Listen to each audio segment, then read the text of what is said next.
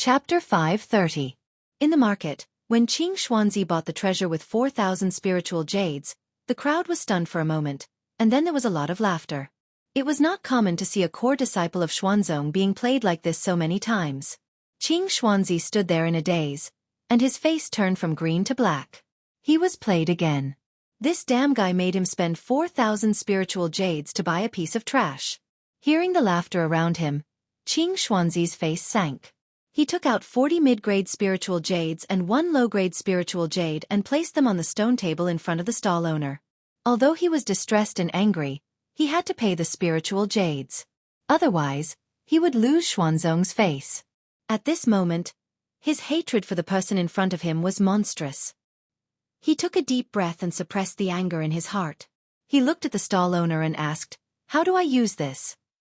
The stall owner put away the spiritual jades and pointed at a groove behind the item. He said, "Inlay a spiritual jade here and activate it with spiritual power. It will launch an attack from here."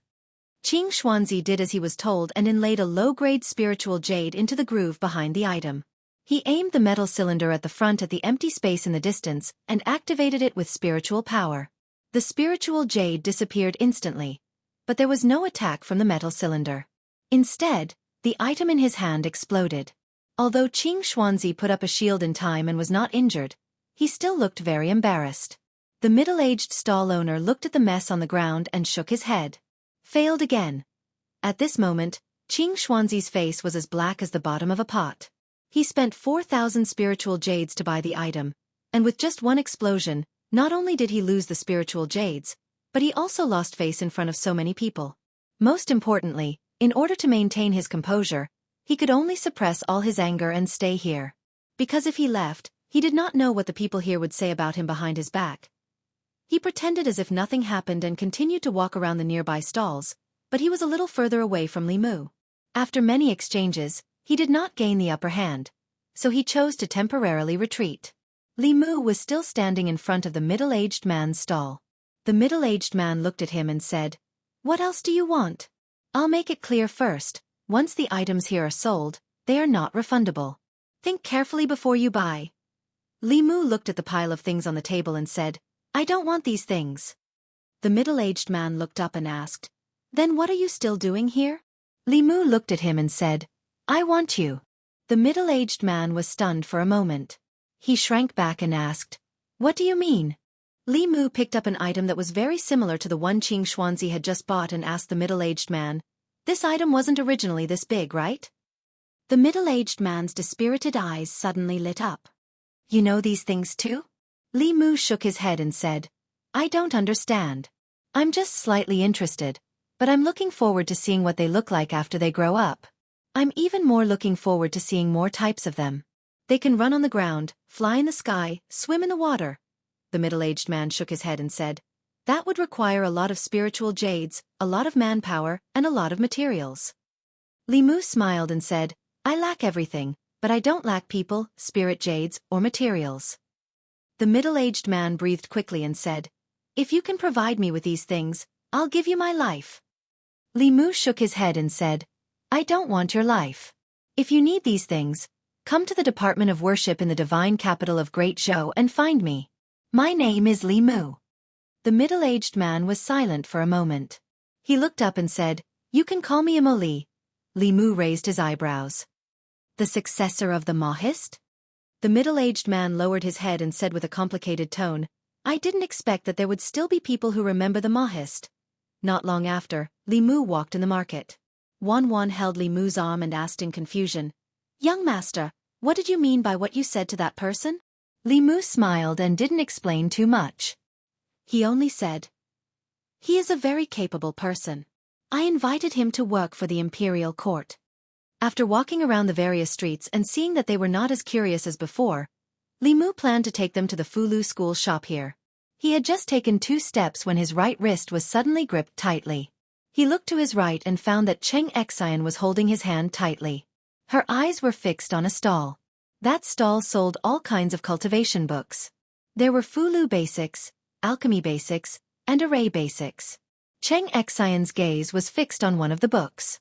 It was a thin book, but there were only a few crooked glyphs on the book. Li Mu didn't recognize a single word.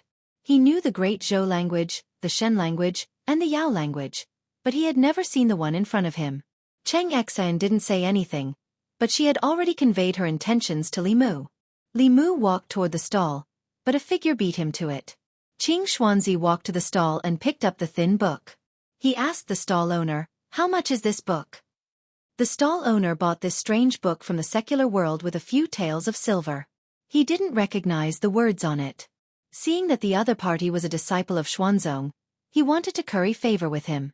He smiled and said, "If you want it, 100 spiritual jades will do."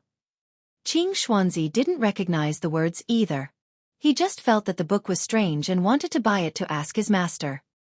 He had just taken out the spiritual jades when a voice came from behind him. "I'll pay 1,000 spiritual jades." Qing Xuanzi looked back and saw Li Mu. Anger appeared on his face. He gritted his teeth and said, "I'll pay 2,000. Li Mu's expression didn't change. 3,000. Qing Xuanzi gritted his teeth. 4,000. Li Mu continued to raise the price. 5,000. Qing Xuanzi threw the book into Li Mu's arms and sneered. "This is yours." Earlier, this person asked him to pay 4,000 spiritual jades for a piece of trash. Now, he asked this person to pay 5,000 spiritual jades for something that was worth 100 spiritual jades. He was very happy, and even half of his anger disappeared.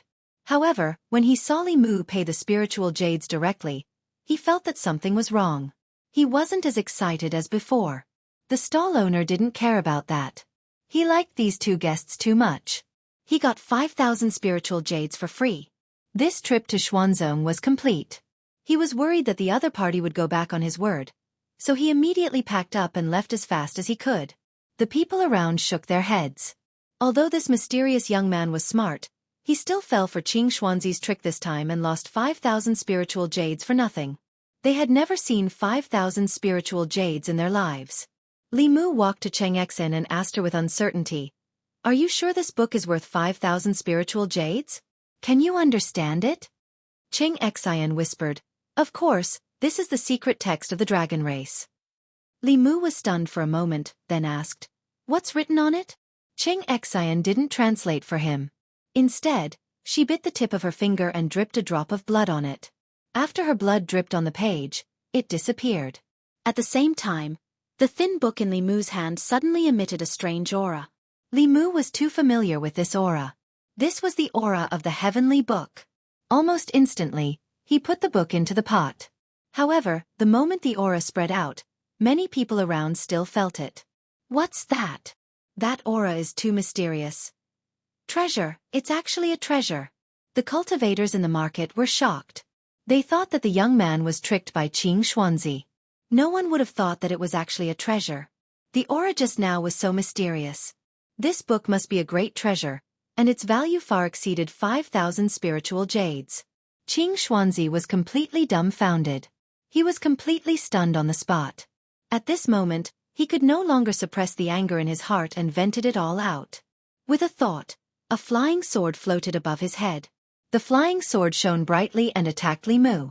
Qing Xuanzi followed closely behind and roared, "Thief, give me back my treasure." Facing Qing Xuanzi's aggressive flying sword, Li Mu didn't do anything, but Qing Xian beside him couldn't stand still. She took a step forward, and a giant dragon shadow rushed out of her body. The shadow let out a dragon's roar and collided with the flying sword. The flying sword was sent flying back, and the sword light immediately dimmed. Qing Xuanzi spat out a mouthful of blood. His eyes were wide open as he looked at Cheng Xian and said in horror, "Dragon race!" The market was instantly in an uproar. Dragon race! That girl is actually a dragon. Oh my god, I actually saw a true dragon in my lifetime. I know, she's the giant dragon we saw at sea. That dragon is exactly the same as this shadow. Then this young master is the powerhouse riding the dragon. Who is he? He's so rich that he even has a dragon mount. After Qing Xuanzi and Cheng Xian released their auras without restraint, a few figures suddenly flew out from the immortal mountain hanging upside down in the sky. Their voices were heard before they arrived. "Who is so bold to be so presumptuous in my Xuanzong?" An old man flew down from above. Someone in the market blurted out, It's Elder Hua Yongzi. His cultivation is only one step away from Dongxian, far surpassing Qing Xuanzi. This person is in trouble. Amidst the discussion, the old man floated over. However, when he flew to the market and saw Li Mu, his originally tense face immediately became respectful. He cupped his fists and said, Hua Yongzi greets Uncle Master Li. Seeing Elder Hua Yongzi of Xuanzong respectfully saluting this young man, the crowd was stunned. Uncle Master? This mysterious powerhouse with a true dragon mount was Elder Hua Yongzi's Uncle Master. Wasn't that the same seniority as the sect master of Xuanzong? Qing Xuanzi was even more shocked and frightened. Hua Yongzi was his Uncle Master. Didn't that mean he had to call Hua Yongzi his Uncle Master? Li Mu didn't know many of the elders of Xuanzong. Other than Immortal Miao Dun, there were only the 5 people who had been to Emperor Bai's cave residence. The old man in front of him was one of the 5. Li Mu glanced at him with one hand behind his back. He looked at Qing Xuanzi and said lightly, Xuanzong has taught a good disciple. Chapter 531. Hua Yongzi knew very well that although Li Mu was young, he was a second-generation disciple of Fu Lu School and was above them in terms of seniority. However, Qing Xuanzi was also a core disciple that Xuanzong focused on. He hesitated for a moment and said to Qing Xuanzi, if you have offended Martial Uncle Li in any way, apologize to him quickly. I believe that Martial Uncle Li is a magnanimous person and won't make a fuss about it.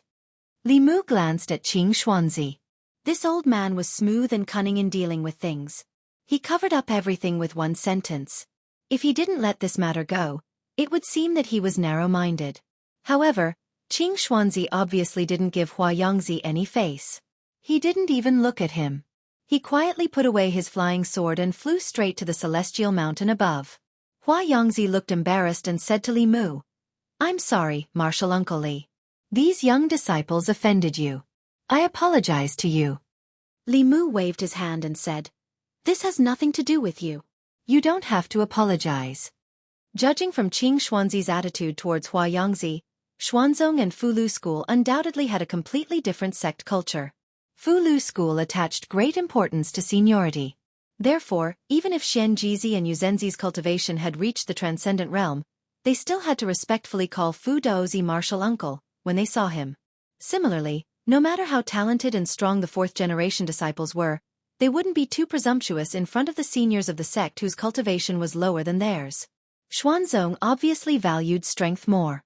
Although Qing Xuanzi's cultivation wasn't as good as Hua Yongzi's, he was also in the 5th realm. Moreover, he was extremely young and had unlimited potential in the future.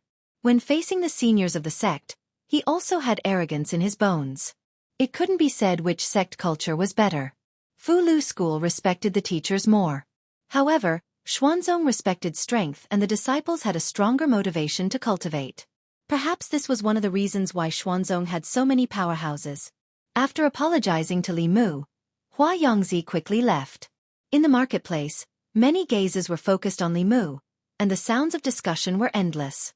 Even Elder Hua Yongzi calls him martial uncle. He must be one of the second-generation disciples of the 5 sections. No wonder he's so wealthy and has a dragon as his mount. Qing Xuanzi really can't compare to such a status. At first, I thought that Qing Xuanzi was a refined disciple of a large sect. Now, it seems that this person is narrow-minded and irritable. What kind of treasure did that senior obtain just now? The discussions reached Li Mu's ears. Obviously, he couldn't stay there any longer. Li Mu prepared to go to the Fu Lu School shop, but before he went, he stopped in front of a small stall. This stall was where Qing Xuanzi had snatched the spirit herbs and Li Mu had obtained the spirit bone. He reached out and threw a jade bottle to the stall owner, saying, Refine it well. It's enough for you to break through to the transcendent realm. The stall owner was stunned for a moment. He opened the bottle and immediately smelled a refreshing pill fragrance. With just a whiff, his stagnant cultivation seemed to have loosened. He immediately put away the jade bottle and excitedly bowed to Li Mu. Thank you, senior. Li Mu waved his hand and left with Wan, Xiaobai, and the other 2. The stall owner held the jade bottle tightly in his hand, his eyes full of gratitude. It was easy to find the Fu Lu School's shop here. The shops of the other small sects and clans only had 1 floor at most, but the 5 sects each occupied a large 3-story building. As for the Xuanzong School, Their shop was at the center of the place. It was the most prosperous location and it was 5 stories high. In front of the Fulu Pavilion, cultivators lined up in an orderly manner. Fulu School's products had always been in short supply in the cultivation world. Li Mu walked in with the 3 girls. A cultivator frowned and said, "Why are they cutting the line?" A Fulu School disciple looked up and immediately came forward, saying respectfully, "Greetings, Uncle Master." Inside the shop, several Fulu School disciples also quickly came forward and greeted respectfully. "Greetings, Uncle Master." "Greetings, Uncle Master." Seeing this, the people lining up outside the shop immediately stopped talking. However, they couldn't help but be curious. This young man actually had such a high seniority in the Fulu School. Li Mu waved his hand to the disciples and said, "Go about your business. I'm just here to take a look." An elder led Li Mu and the others to the 3rd floor. After offering them some fragrant tea, he respectfully retreated. Li Mu let Wan Wan and Xiao Bai rest here. He grabbed Cheng Xian's hand, and with a thought, the 2 of them appeared in the Demon Emperor's cave. A thin book with strange runes written on it floated in front of him. There was a page in the book. It was different from the other pages. It exuded a strange aura. It was of the same origin as all the pages of the heavenly tomes that Li Mu had seen before. He reached out his hand, and the page automatically flew out and floated in his palm. Cheng Xian picked up the book and flipped through it. She said in shock, "This really is the Dragon King's relic." The Dragon Clan's language was widely acknowledged to be difficult to learn. They often used a single character to contain a huge amount of information. Sometimes, they used many characters to express a simple meaning. Li Mu didn't understand the Dragon Clan's language. He asked Cheng Xian, "Who is the Dragon King?" Cheng Xian said, 8,000 years ago, he was a supreme master of the Dragon Clan. He once united the Dragon Clan of the 4 seas. He was the recognized king of the Dragon Clan. 8,000 years ago, a master of the Dragon Clan. Without a doubt, the Dragon King that Cheng Xian mentioned was one of the supreme masters that stood at the peak of the continent. Li Mu became curious about the relic he left behind. He asked Cheng Xian, "What's written on it?" Cheng Xian looked at the content on the page, and her face gradually turned red. Li Mu was speechless. "Why are you blushing? Hurry up and read it."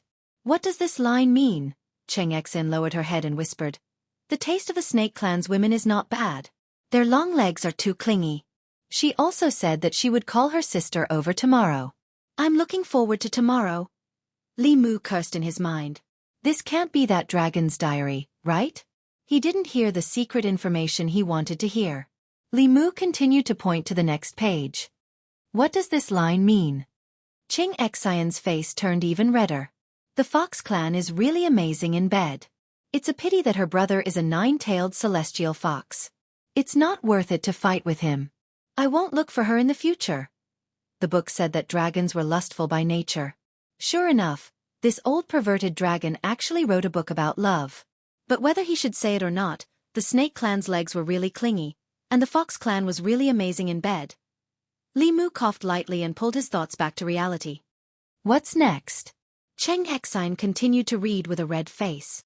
"I tricked a Xian ghost these past few days. She said that her physical body had already developed intelligence. I don't know if the 2 of them together." "Stop, stop, stop. You don't have to read anymore." No matter how thick-skinned Li Mu was, he couldn't force a pure little female dragon to read such indecent things to him. That was too sinful. He looked at Cheng Xian and directly asked, "Apart from these things, is there anything else that's useful?" Cheng Xian continued to flip through the pages. Only when she flipped to the last page did she say, "Lord Dragon King said that he discovered a great secret hidden in the Dragon Clan's heavenly book." Li Mu continued to ask, "And then?" Cheng Xian shook her head. "And then there's nothing else." This broken chapter dragon made Li Mu's heart itch. However, he didn't say anything. Li Mu could see for himself. The page in his hand should be the Dragon Clan's heavenly book. However, for some reason, the Dragon King didn't pass it down. Instead, he hid it in this dating diary. Li Mu scanned this heavenly book with his spiritual sense. However, this time, he didn't enter that strange world like he usually did. A strong rebound force came from the page. Li Mu grunted and took a few steps back. He swallowed a mouthful of blood that came back up. He was slightly injured just by trying to comprehend this page. This page of the heavenly book was obviously sealed by someone. As one of the most ancient races, the Dragon Clan had many strange and unpredictable supernatural powers. Li Mu thought for a while and handed the page to Cheng Xian. Try to touch this page with your spiritual sense. Cheng Xian closed her eyes and opened them quickly. She shook her head and said, "My spiritual sense can't enter." It was the same heavenly book. Li Mu was hit by a rebound force when he tried to comprehend it. Although Cheng Xian didn't comprehend anything, she wasn't injured either. Perhaps it had something to do with her identity as a dragon. However, why couldn't she comprehend this page even with her identity as a dragon? Why did the Dragon Clan from 8,000 years ago cut off the Dragon Clan's inheritance? Li Mu couldn't speculate about this point. He could only put away this heavenly book first. No matter what, he had made a big profit this time. The heavenly book was a priceless treasure. Not to mention 5,000 spiritual jades. Even 5 million spiritual jades or 50 million spiritual jades couldn't buy it. It was just that Cheng Xian acted too hastily just now. She might have attracted the attention of some people with ulterior motives. Li Mu looked at her and reminded her, "Next time you encounter such things, you must keep a low profile and make a fortune secretly. The fewer people who notice, the better." Cheng Xian nodded and said, "I know." Li Mu took the book from her hand and said casually, "All right, teach me the dragon language when you have time." Cheng Xian looked at the book in his hand and gave him a meaningful look. Li Mu immediately explained, "Don't think too much. I'm not interested in the romantic history of your Dragon King. I just want to learn something new. We humans have an old saying, there's no end to learning. Once I learn the dragon language, I'll be able to discover this kind of treasure the next time I encounter it." Chapter 532.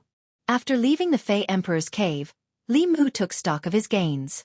Although he had lost a lot of spirit jades, his gains were also huge. Not to mention the heavenly book, even if Li Mu couldn't comprehend it, it would still be a priceless treasure. As for the Mahist's successor, it was an even bigger surprise. Even when the 100 schools of thought were flourishing, the Mahist was not unknown. Although the cultivation of the Mahist members was not high, their mechanical techniques were too powerful.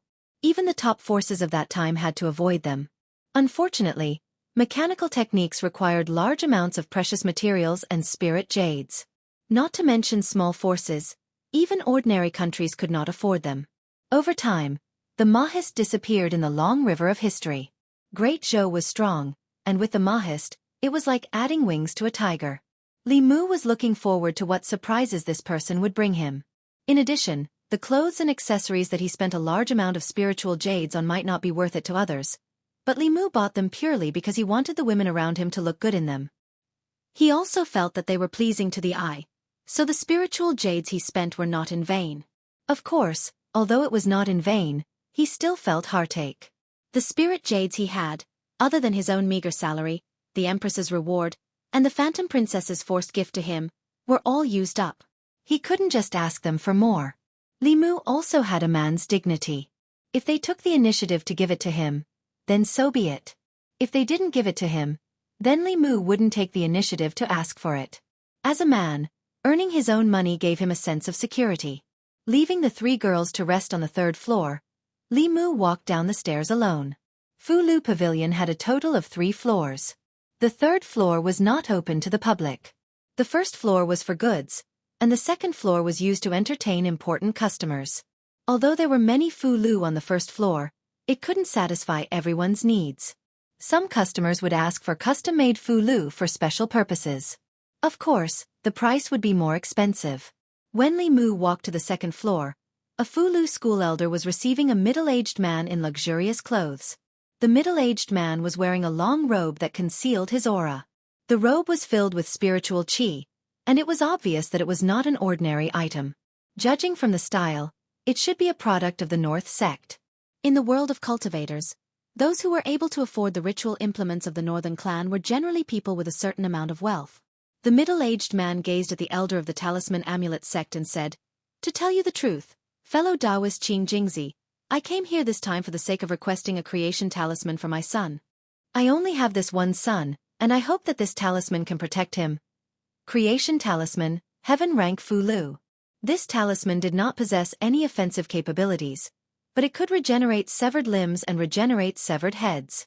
Even if one's heart was crushed, it would regenerate in an extremely short period of time. Having a creation talisman was equivalent to having an extra life. Currently, in the world of cultivators, only the Fu Lu school was known to be able to draw a creation talisman. Qing Jingzi revealed a difficult expression. He looked at the middle-aged man and said, "Fellow Taoist Shen, you also know that the creation talisman is a heaven-rank Fu Lu. Even in my Fu Lu school, only the headmaster and a few heads can draw a heaven-rank Fu Lu. Moreover, the failure rate of a heaven-rank Fu Lu is extremely high. Even the headmaster cannot guarantee that he will succeed." The middle-aged man said, "I am very clear about this point, or else I would not have come here. I have inquired about the rules of your school. We will prepare 10 portions of talisman liquid for the creation talisman, and we will also give you 100,000 spiritual jades as a reward." Qing Jingzi nodded and said, "There is something I have to say in advance. If the creation of the talisman fails, all the talisman liquid will be wasted. Out of the 100,000 spiritual jades, we can only return you 50,000. Although the middle-aged man felt the pinch, he also knew that in the world, only the Fu Lu school could draw a heaven-rank Fu Lu. Hearing this, he nodded and said, "I understand the rules of your school. I have already prepared the talisman liquid and spiritual jades." Qing Jingzi was about to put away the spiritual jades when he heard a voice. "Qing Jingzi, come here." Qing Jingzi looked back and immediately stood up. He jogged to Li Mu and said respectfully, "Uncle Master, what are your orders?" Li Mu brought him to the 3rd floor and asked bluntly, "Is this how you treat your customers?" Qing Jingzi was confused. "Uncle Master, what's wrong?" Li Mu said, "For a creation talisman, you want 10 portions of talisman liquid and 100,000 spiritual jades, and there is no guarantee of success. Do you think the reputation of the Fu Lu school is not collapsing fast enough?" Although Li Mu was not a businessman, he knew that this was not how business was done. Taking 10 times the materials and a high deposit, and there was no guarantee of success. Even the blackest workshop was not so black-hearted. If the talisman failed this time, who would come to the Fu Lu school to draw talismans next time? Wasn't this chasing the customers away? This person was so generous. If he could spend 100,000 spiritual jades this time, he might spend 200,000 spiritual jades next time. This kind of high-quality customer naturally had to be kept. Xian Jizi, the headmaster, was already useless enough. His own grand elder's lifespan was nearing its end, and the entire school could not even gather the materials for a single heavenly secret talisman. Li Mu even had to ask for help from the Empress and Huan Ji. If the ancestral court of Fu Lu school was rich enough, why would Li Mu put down his dignity to live off a woman? Qing Jingzi did not feel anything at all. He muttered, "But the rules of the school have always been like this." Li Mu did not say much to Qing Jingzi. He directly took out a sound transmission artifact and contacted Xian Jizi. Very quickly, Xian Jizi's voice sounded from the artifact. "Junior brother, have you arrived at Xuanzong?" Li Mu went straight to the point. "I'm currently at Fu Lu Pavilion in Xuanzong. I have something to ask senior brother." Li Mu told Xian Jizi the situation. On the other side of the artifact, Xian Jizi said helplessly, "Junior brother, you've misunderstood. It's not that we're deliberately making things difficult for customers. It's just that writing a heavenly secret Fu Lu is often 1 in 10. We can't guarantee success. Of course, if junior brother personally does it, it's fine even if you only take 1 set of materials from them." Li Mu thought for a moment and asked, "If I draw it, who will the spiritual jades go to?" Xian Jizi said, "According to the rules, 20% will be handed over to the sect. As for the rest, junior brother, you can handle it yourself." Li Mu decisively put away the sound transmission artifact and said to Qing Jingzi, "From now on, if anyone wants to draw a high-level Fu Lu, tell them to come directly to me." After saying that, he looked at the middle-aged man on the 2nd floor and asked, "Who's that person?" "He's so generous," Qing Jingzi said. "He comes from a cultivation family in Jing country. His family has a spiritual jade mine. No wonder he was so generous. So his family had a mine." Li Mu looked at the middle-aged man as if he was looking at a pile of spiritual jades. He walked to the middle-aged man's side. Qing Jingzi took the initiative to introduce him.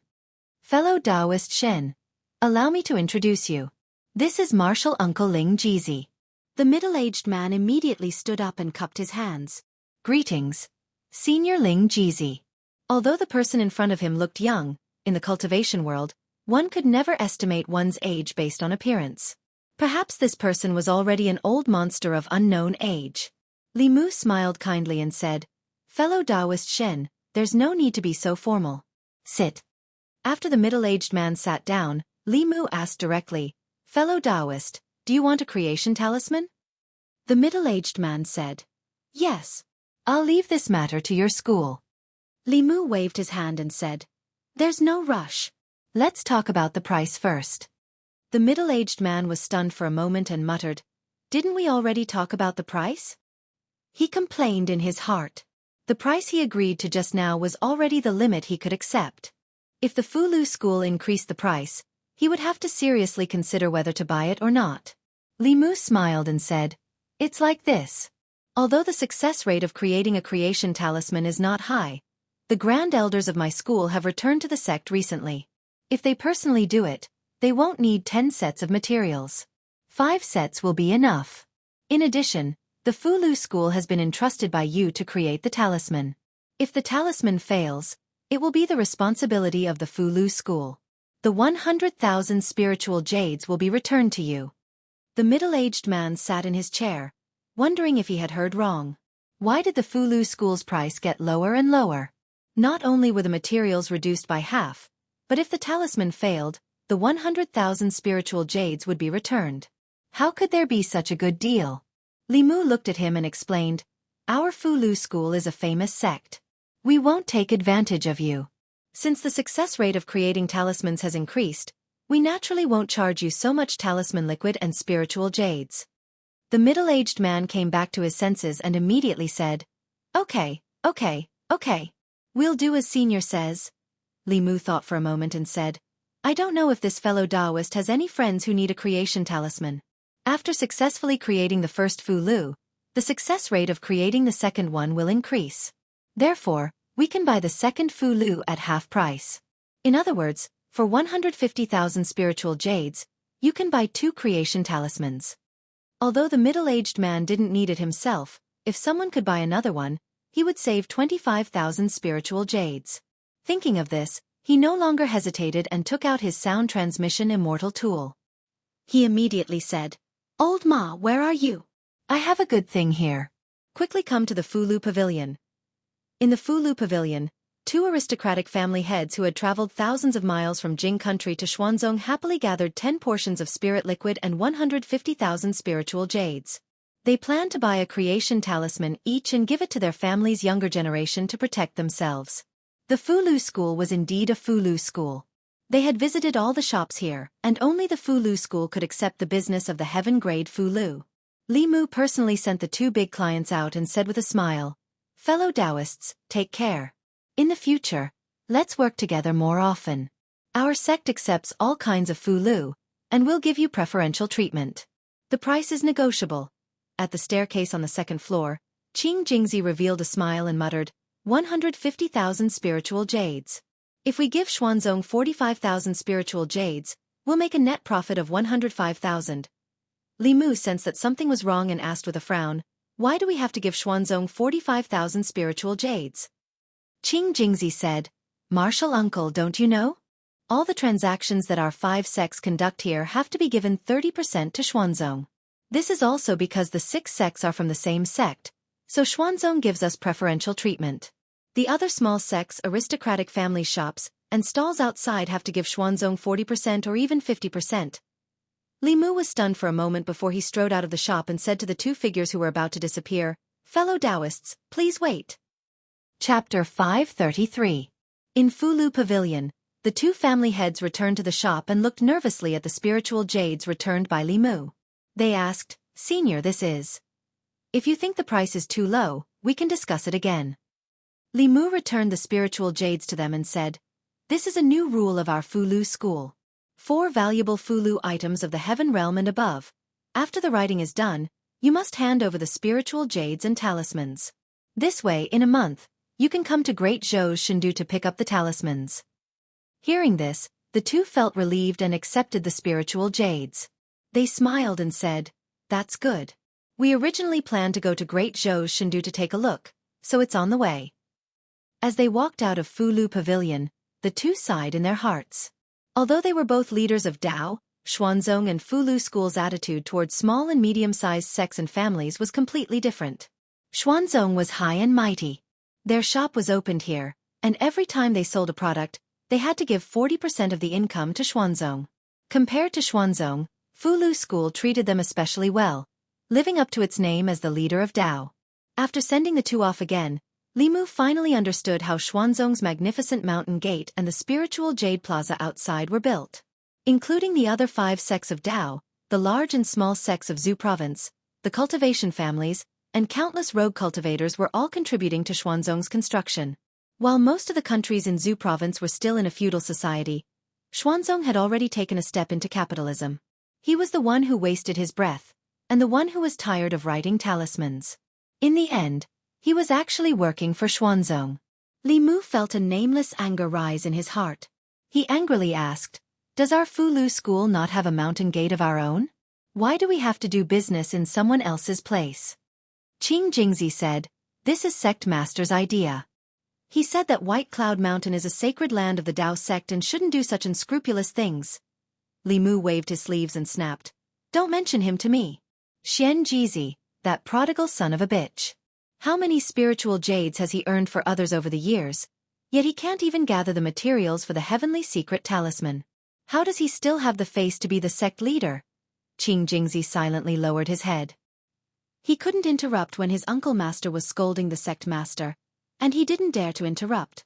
Limu scolded Xian Jizi and calmed down very quickly. It was understandable that Xuanzong would provide the platform and take a cut from the transaction. However, they were too black-hearted. 50,000 spirit jades were gone for no reason. Limu's heart was bleeding. He was both angry and distressed. When he walked to the first floor and saw the situation inside, he was even angrier. Although there were many customers lining up outside, there weren't many Fulu school disciples in charge of serving customers. There weren't enough people in the shop to begin with. The few disciples who were acting as temporary clerks were still gathered together and chatting happily. They ignored the customers and ignored them. A few customers came in and walked around. When they realized that there was no one to serve them, they turned around and went to other shops. Other than Fulu school, there were also people who were good at Fulu from various sects, as well as some mid-level cultivation clans. The mid-level and low-level Fulu they produced were also of good quality. People who wanted to buy Fulu might not only choose Fulu school. Most of these disciples usually cultivated in their sections. How would they know the ways of commercial service? It was unknown how many customers went to other shops because of their arrogant and rude attitude. Limu inadvertently glanced around and saw a familiar figure in the shop on the first floor. It was the stall owner who Limu had bought a large amount of clothes and accessories from. He was currently bargaining with a disciple in the shop. He looked at a Fulu and pestered the disciple saying, "Give me a discount. 1,000 spirit jades is really too expensive.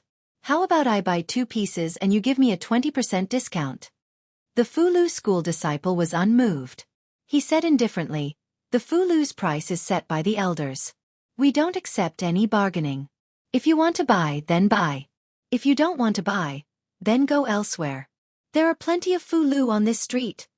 The young man looked at the Fulu floating on the counter and hesitated for a long time. In the end, he decided to give up. Just as he was about to walk out of the shop, a voice came from behind him. "Wait." The young man turned around and saw the young man who had thrown out 20,000 spirit jades standing behind him. After being stunned for a moment, his expression suddenly changed. He said, "Don't tell me you're going back on your word. Once a product is sold, it can't be returned unless there is a problem with the quality." Limu waved his hand and said, "Don't worry, I'm not here to ask for a refund. Come with me." With that, he turned around and went up to the second floor. The young man hesitated for a moment, but could only follow. When they reached the second floor, Limu sat down and said to the young man, "Sit." The young man immediately shook his head and said, "Senior, if you have something to say, I'll just stand and listen." Limu looked at him and asked, "What's your name?" The young man honestly replied, "I'm Ma Feng. Ma as in handsome horse, Feng as in wind." Although this person's cultivation wasn't high, he had a good business mind. Especially his mouth, It was simply like a lotus flower. If the disciples of the Fulu school were half as good as him, the Fulu in the shop would have been sold out long ago. Li Mu poured himself a cup of tea and said indifferently, "Ma Feng, that's a good name. Who is your master, and which sect are you from?" Ma Feng still didn't know why this expert from the Fulu school was looking for him. He didn't dare to hide anything and continued, "Senior, I don't have a master, nor do I belong to any sect. The reason I embarked on the path of cultivation was because I found an introductory book on qi cultivation at an old bookstall when I was young. I pondered on it blindly and unintentionally walked on this path." Li Mu looked at him and suddenly asked, "Are you willing to enter my Fulu school?" Ma Feng was stunned. As a rogue cultivator, he had no sect, no background, and no one to guide him in cultivation. His biggest dream was to enter a sect, but his aptitude wasn't good. Even small sects weren't willing to accept him. Entering one of the 6 Taoist sects was something he didn't even dare to dream of. After coming back to his senses, he immediately knelt down and said loudly, "This disciple is willing." Li Mu nodded and said, "Very good. From now on, you are a disciple of the 4th generation of the Fulu school." Ma Feng immediately took off a bag from his back and placed it in front of Li Mu. He said, "These are the spiritual jades that Martial Granduncle used to buy the immortal clothes and accessories. This disciple will return them to you." He had seen what happened in the market and guessed Li Mu's identity. He immediately changed the way he addressed him. Li Mu waved his hand and said, "These belong to you. Keep them for yourself." Ma Feng put the bag back on his back and said respectfully, "Thank you, Martial Granduncle." Li Mu said, "Get up and talk. I have some things to ask you." Ma Feng stood up from the ground and said, "Please ask, Martial Granduncle. This disciple will tell you everything he knows." Li Mu said, "If you were to manage the Fulu Pavilion, what would you do?" Ma Feng was stunned again. "Let me manage the Fulu Pavilion?" Li Mu nodded and said, "You can speak your mind boldly." Ma Feng had a thoughtful look on his face. He was not talented, short, and ugly. Even those small sects didn't accept him. There must be a reason why this senior was willing to let him join one of the 6 Taoist sections. This was his chance. If he grasped it, his future cultivation path would be smooth. If he didn't, he might just be an insignificant rogue cultivator for the rest of his life. He took a deep breath and said, "Martial Granduncle, this disciple thinks that there is a big problem with the Fulu Pavilion now." Li Mu gestured to him with his hand and said, "Sit down and talk slowly." Ma Feng sat down and said boldly, "First, in the Fulu Pavilion, the attitude of the senior brothers towards the customers is too bad. We are not the only shop that sells Fulu here. Since we are the sellers, we have to prioritize the customers. Many customers are not treated in time after entering the shop, so they will go to other shops. In the middle and low-grade Fulu, the quality of our Fulu is not better than the other shops, but the price is too high and there is not much competition. This has caused a large loss of customers." Ma Feng observed Li Mu's expression as he spoke. Seeing that he was not angry because of these words, he continued to speak boldly. "Second, the selling method in the shop is too rigid. 1 Fulu is 100 spirit jades. 2 Fulu is 200 spirit jades. 10 Fulu is 1,000 spirit jades. There is no discount at all, so it is difficult to stimulate the customer's desire to buy. We should set up a variety of selling methods. For example, in the shop, if you spend 500 spirit jades, 50 spirit jades, 1,000 spirit jades, 150 spirit jades. If you buy 2 earth-grade Fulu, you will get 1 earth-grade Fulu for free." Li Mu nodded and said, "Well said, continue." Although he understood these things, with his identity, it was not suitable for him to get involved in these trivial matters. He needed a capable assistant, and the young man in front of him was obviously the best candidate. His appearance was not impressive, but he was extremely business-minded. After receiving Li Mu's affirmation, Ma Feng became bolder and said, "The exchange in Xuanzong is only held once every 5 years, and it takes a large amount of our spirit jades. Why don't we set up shops in the sect, or even in the various prefectures of the Great Zhou, or in the various countries of the Zhou province? With the reputation of our Fulu school, business will definitely be 10 or 100 times better than it is now. At this exchange, loose cultivators and cultivation clans from all over the world will gather here. This is a great opportunity for us. We must let the Fulu Pavilion leave a good impression in their hearts." As Ma Feng spoke, he was no longer limited to the Fulu Pavilion, but looked at the entire Zhu province. He planned a path of continuous development for the Fulu school. 2 hours later, he was still talking non-stop. Xuanzong's location is not good. They are located in the easternmost part of the Zhu province. Many cultivators have to travel thousands of li to get here, and the divine capital of the Great Zhou is in the center of the Zhu province. If we can build a market like this in the divine capital of the Great Zhou and invite the various sects and cultivation clans to move in, we will only take 10% of the spirit jades. This will definitely attract everyone. Unfortunately, this will offend Xuanzong, and the Great Zhou court may not agree. Although Li Mu also wanted to do this, and this would bring in a large amount of tax for the court, there was no doubt that this would cause Xuanzong to have no business at all. Offending the #1 sect of Taoism, the strongest power in the Zhu province, was clearly not a good choice at the moment. We'll talk about this later. Li Mu stood up and gently patted Ma Feng's shoulder. From now on, I'll leave the Fulu Pavilion to you. Chapter 534. Fulu Pavilion. Li Mu brought Ma Feng in front of Qing Jingzi and said, "This is Ma Feng, a new 4th-generation disciple." Ma Feng hurriedly bowed to Qing Jingzi and said, "Greetings, martial uncle."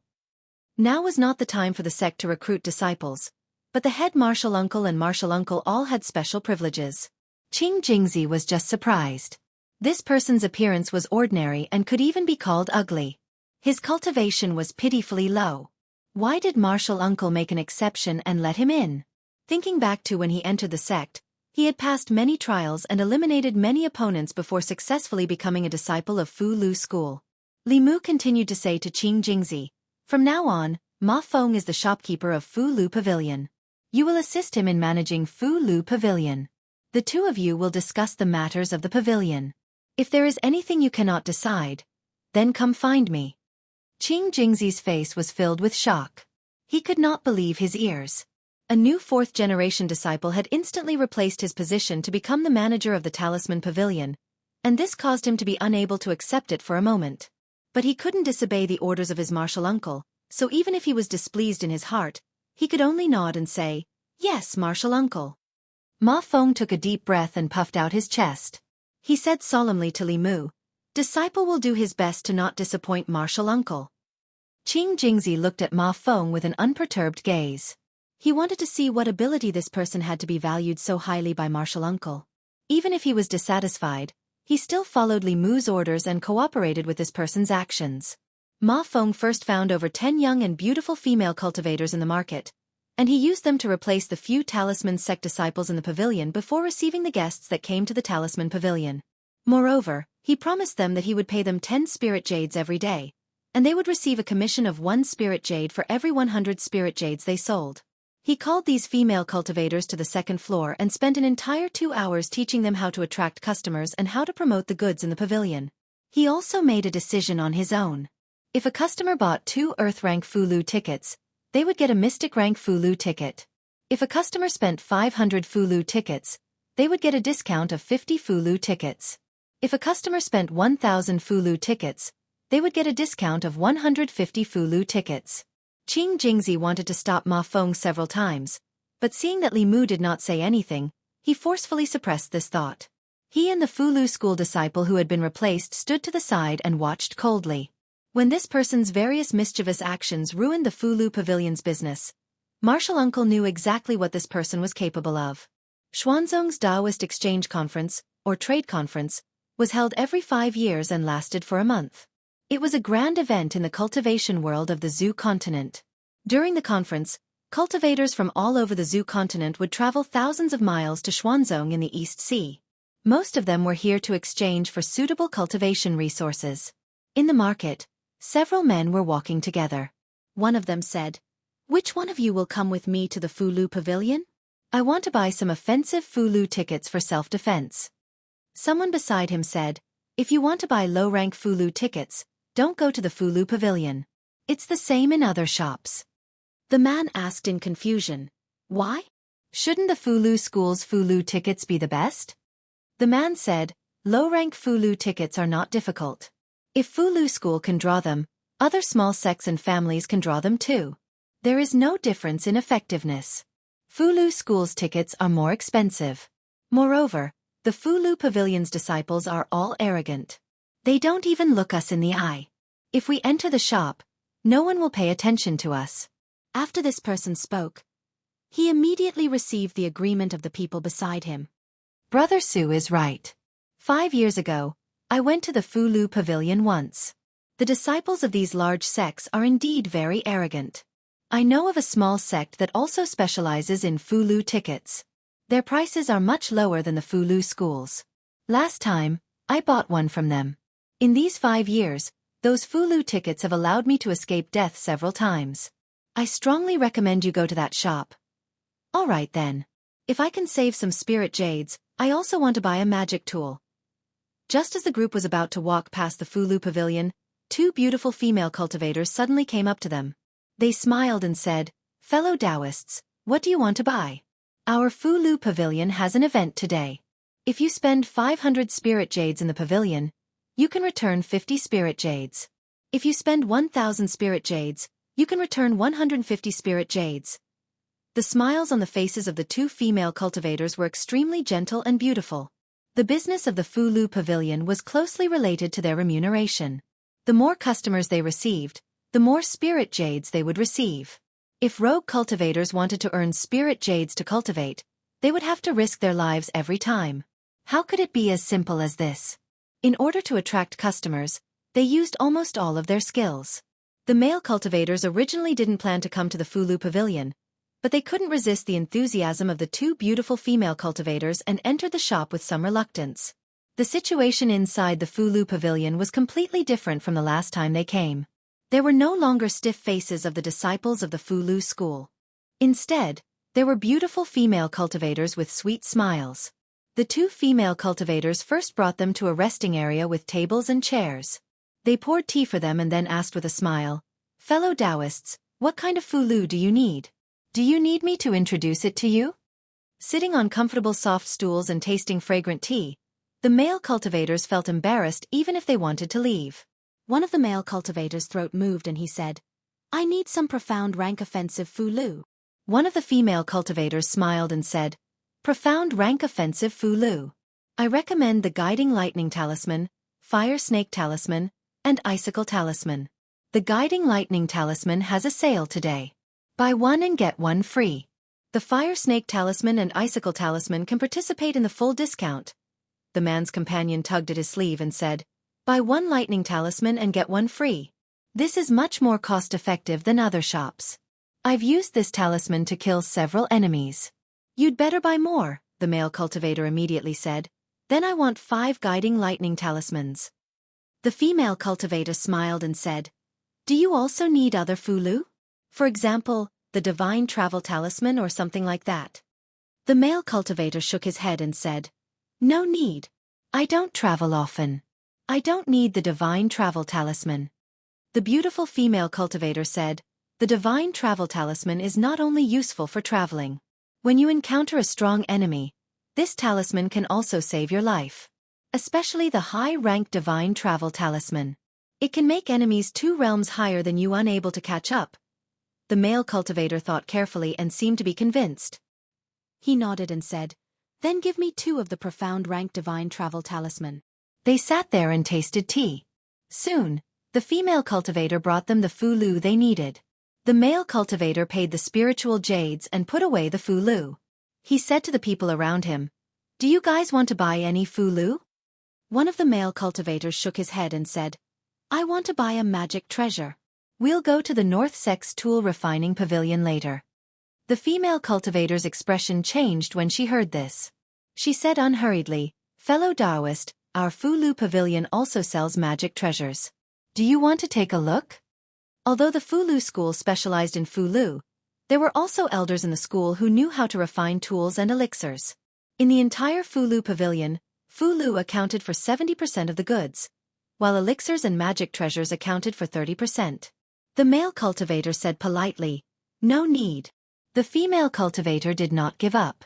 She smiled at him and said, "To be honest, if you want to buy Earth rank and Heaven rank magic treasures, I certainly recommend you to go to the North Sect.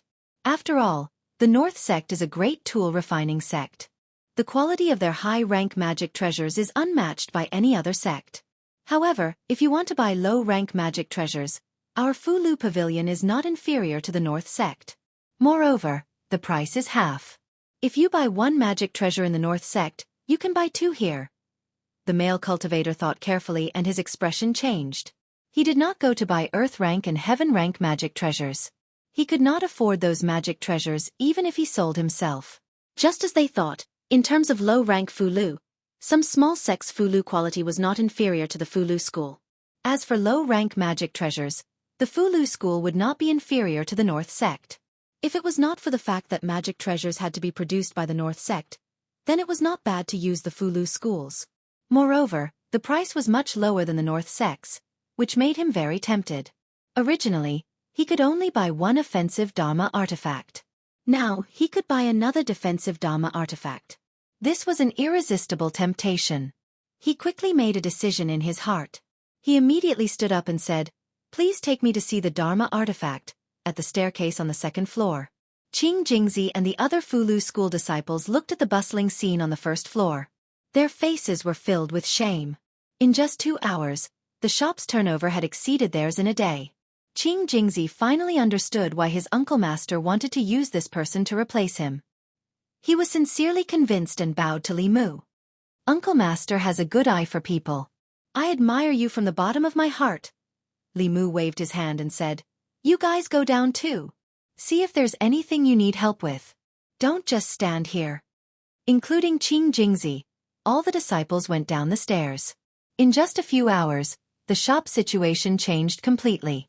Li Mu knew that professional matters should be left to professionals.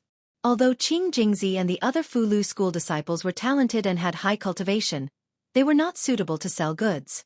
In terms of business in the cultivation world, the Talisman Charm sect was blessed by the heavens. As one of the 6 sects of Tao, it was a famous brand that had existed for thousands of years. Just its signboard alone was able to attract many customers. If it were to carry out some appropriate marketing methods and bring in some service and sales talents, then the Talisman Pavilion would simply become a large-scale spirit jade machine. Many businesses in the cultivation world were profitable. Not only Fulu School, but also Danding Sect, the North and South sects, large and small sects and aristocratic families. The cost of 10 pieces of spirit jade would be sold at least 100 pieces of spirit jade. With a little promotion buy one get one discount, it would immediately become the conscience of the industry. But the spirit jade would be split with Xuanzong. The better the shop's business, the more Li Mu's heart would ache. But there was no other way. Although Li Mu also wanted to move the shop back to the sect and not give Xuanzong a chance to exploit it, before that, he had to make Fulu Pavilion famous. Xuanzong had his eyes on Fulu School's spirit jade, while Li Mu had his eyes on their influence. In the current cultivation world, only Xuanzong could gather so many cultivators in one place. Li Mu's purpose on this trip was to help Wan Wan untie the knot in her heart. He interfered in Fulu Pavilion's business, but he really couldn't stand by and watch. The higher-ups of Fulu School all had profound cultivation and looked down on merchants. But they never thought that without spirit jade, how could low-level disciples improve their cultivation? Without talisman liquid and spiritual medicine reserves, the elders of the sect were about to die. They could only watch helplessly. After all, they were also part of Fulu School. There were some things that Xian Jizi didn't have to worry about, but Li Mu had to worry about him. Fulu Pavilion's business was on the right track for the time being, so Li Mu didn't have to worry too much. He came to Fulu Pavilion's 3rd floor. Wan Wan and Xiao Bai were playing flying chess, and Cheng Xian was watching from the side. Li Mu looked at Cheng Xian from afar and said, "Cheng Xian, come to my room for a moment." Chapter 535. On the 3rd floor of Fulu Pavilion, Xiao Bai and Wan Wan were playing aeroplane chess. Occasionally, they would turn their heads to look at a room not far away. Cheng Xian and Li Mu's NN and ah sounds could be heard from the room. Dragon language was really difficult to learn. At first, they were curious and wanted to learn it, but because it was too difficult, they both gave up very quickly.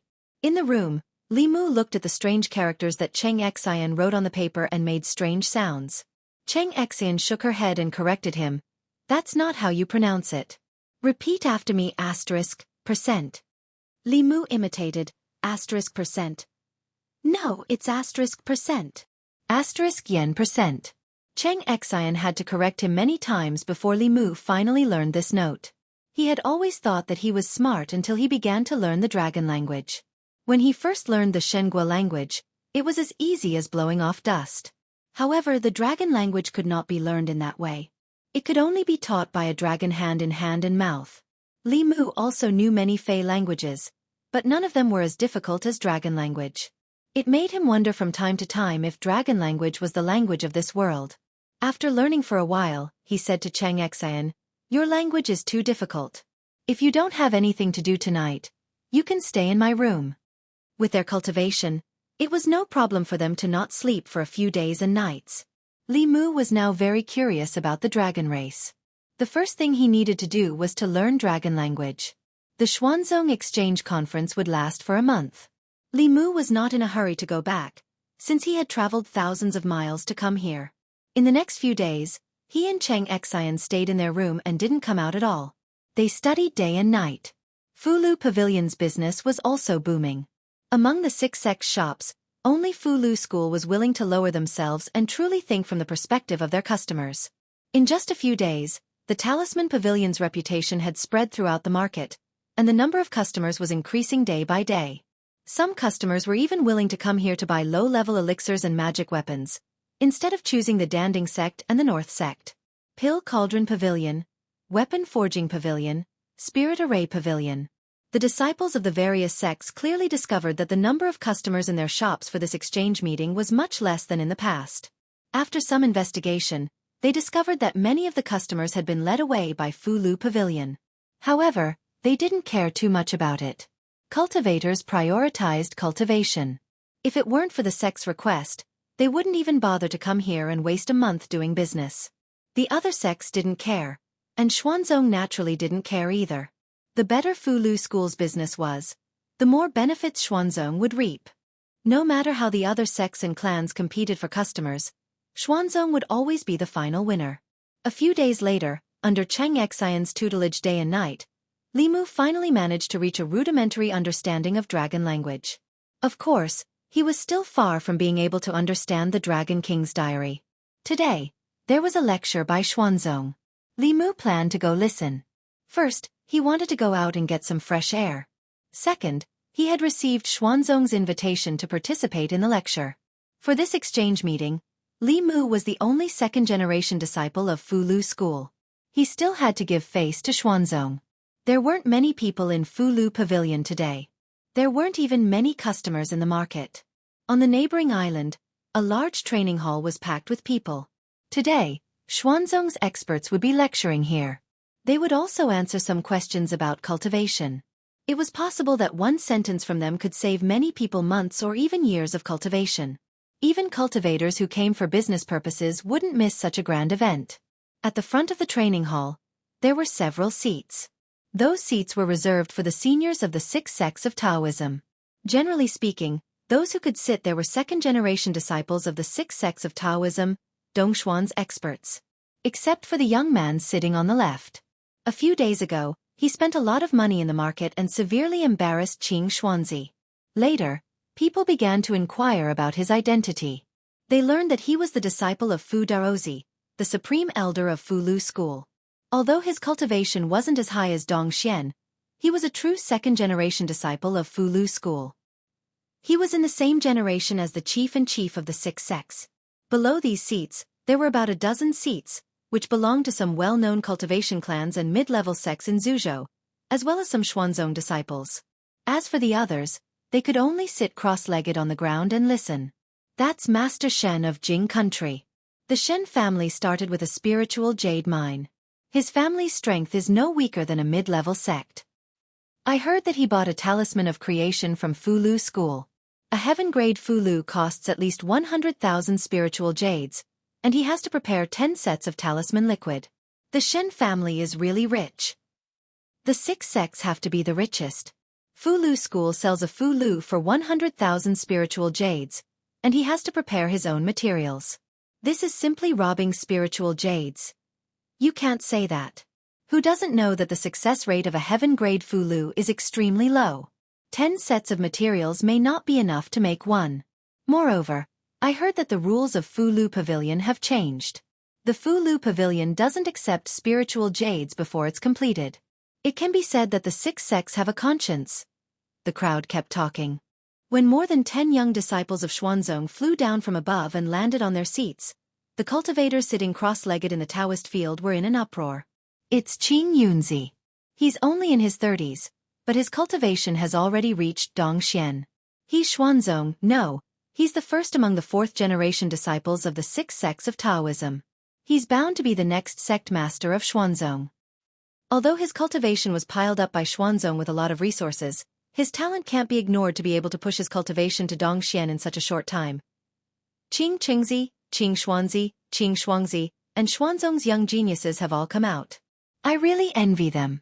Each of them has amazing talent and has such a powerful sect behind them. Sooner or later, they'll become the strongest in the world. Amidst the discussion, Li Mu's gaze swept across the young disciples. When his gaze swept across a young disciple, he felt a sense of familiarity in his heart. That young disciple called Qing Qingzi gave him a sense of familiarity. However, Li Mu had never been to Xuanzong before, and he didn't know any Xuanzong disciples. He quickly searched through his memory, and soon, this person's figure overlapped with a shadow in Li Mu's memory. A few years ago, when Li Mu was still working in the North County, the wife of the Rat King under the White Demon King was once injured by a human cultivator. The human cultivator who injured the Rat King's wife was the one who killed Xiao Bai's entire family. Xuanzong's Qing Qingzi looked exactly like that person. Not only that, but his aura also reminded Li Mu of the aura that remained in Xiao Bai's grandmother and the Rat King's wife. Just as Li Mu confirmed this person's identity, a fierce shout came from a futon in front of the training hall. Give me back my grandmother's life. A white figure flew up from the futon. The sword in his hand was already unsheathed, and the tip of the sword was pointed at Qing Qingzi. This sudden change immediately attracted the attention of countless people in front of the training hall. The cultivators in the training ground were extremely shocked. There was actually someone who dared to assassinate a disciple of the Xian sect right in front of the elders of the Xian sect. This kind of suicidal behavior could be considered crazy. Qing Qingzi and the other young disciples didn't expect this to happen. Facing that figure, the others didn't move. They believed that Qing Qingzi could deal with it alone. Qing Qingzi was stunned for a moment. When he came back to his senses, he unsheathed the long sword on his back and faced the figure. After a short exchange, he found that the beautiful woman's cultivation was almost the same as his. He was shocked and confused. When did he provoke such a strong cultivator? Facing such an opponent, Qing Qingzi didn't dare to underestimate her. He immediately used several of his most powerful spells. However, facing his spells, the woman only cared about attacking and didn't defend at all. Every time his attacks landed on her body, they would immediately dissipate. After a short exchange, Qing Qingzi had already determined that the woman not only had a good cultivation, but also had a defensive treasure. He wouldn't be able to defeat her in a short time. Just as he was feeling anxious, the old man in the front seat suddenly stood up and snorted. He said loudly, "Who are you? How dare you come to my Xuanzong?"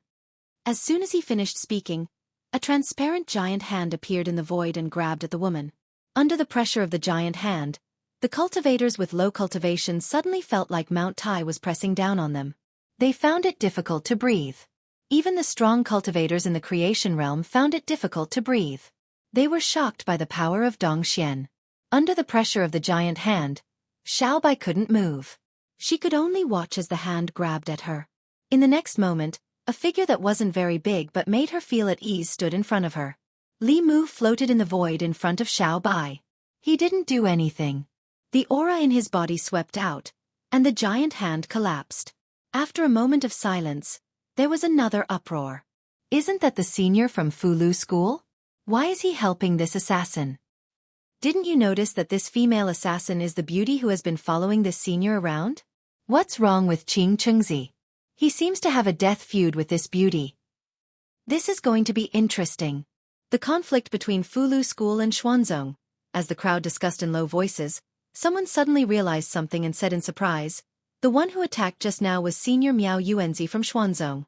He has advanced to Dongxian many years ago.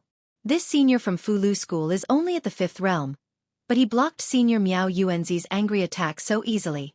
It's unbelievable." Only then did the crowd realize this. They all looked at the figure floating in the void with shocked eyes. Among the disciples of Xuanzong, Qing Xuanzi's face was pale. If Elder Miao Yuanzi's palm strike had landed on him, he would have been seriously injured even if he didn't die. However, it was easily resolved by this person. Thinking of the conflict between him and this person, Qing Xuanzi suddenly felt a wave of fear. Li Mu slowly landed and looked back at Xiao Bai. Xiao Bai bit her lower lip and tears welled up in her eyes.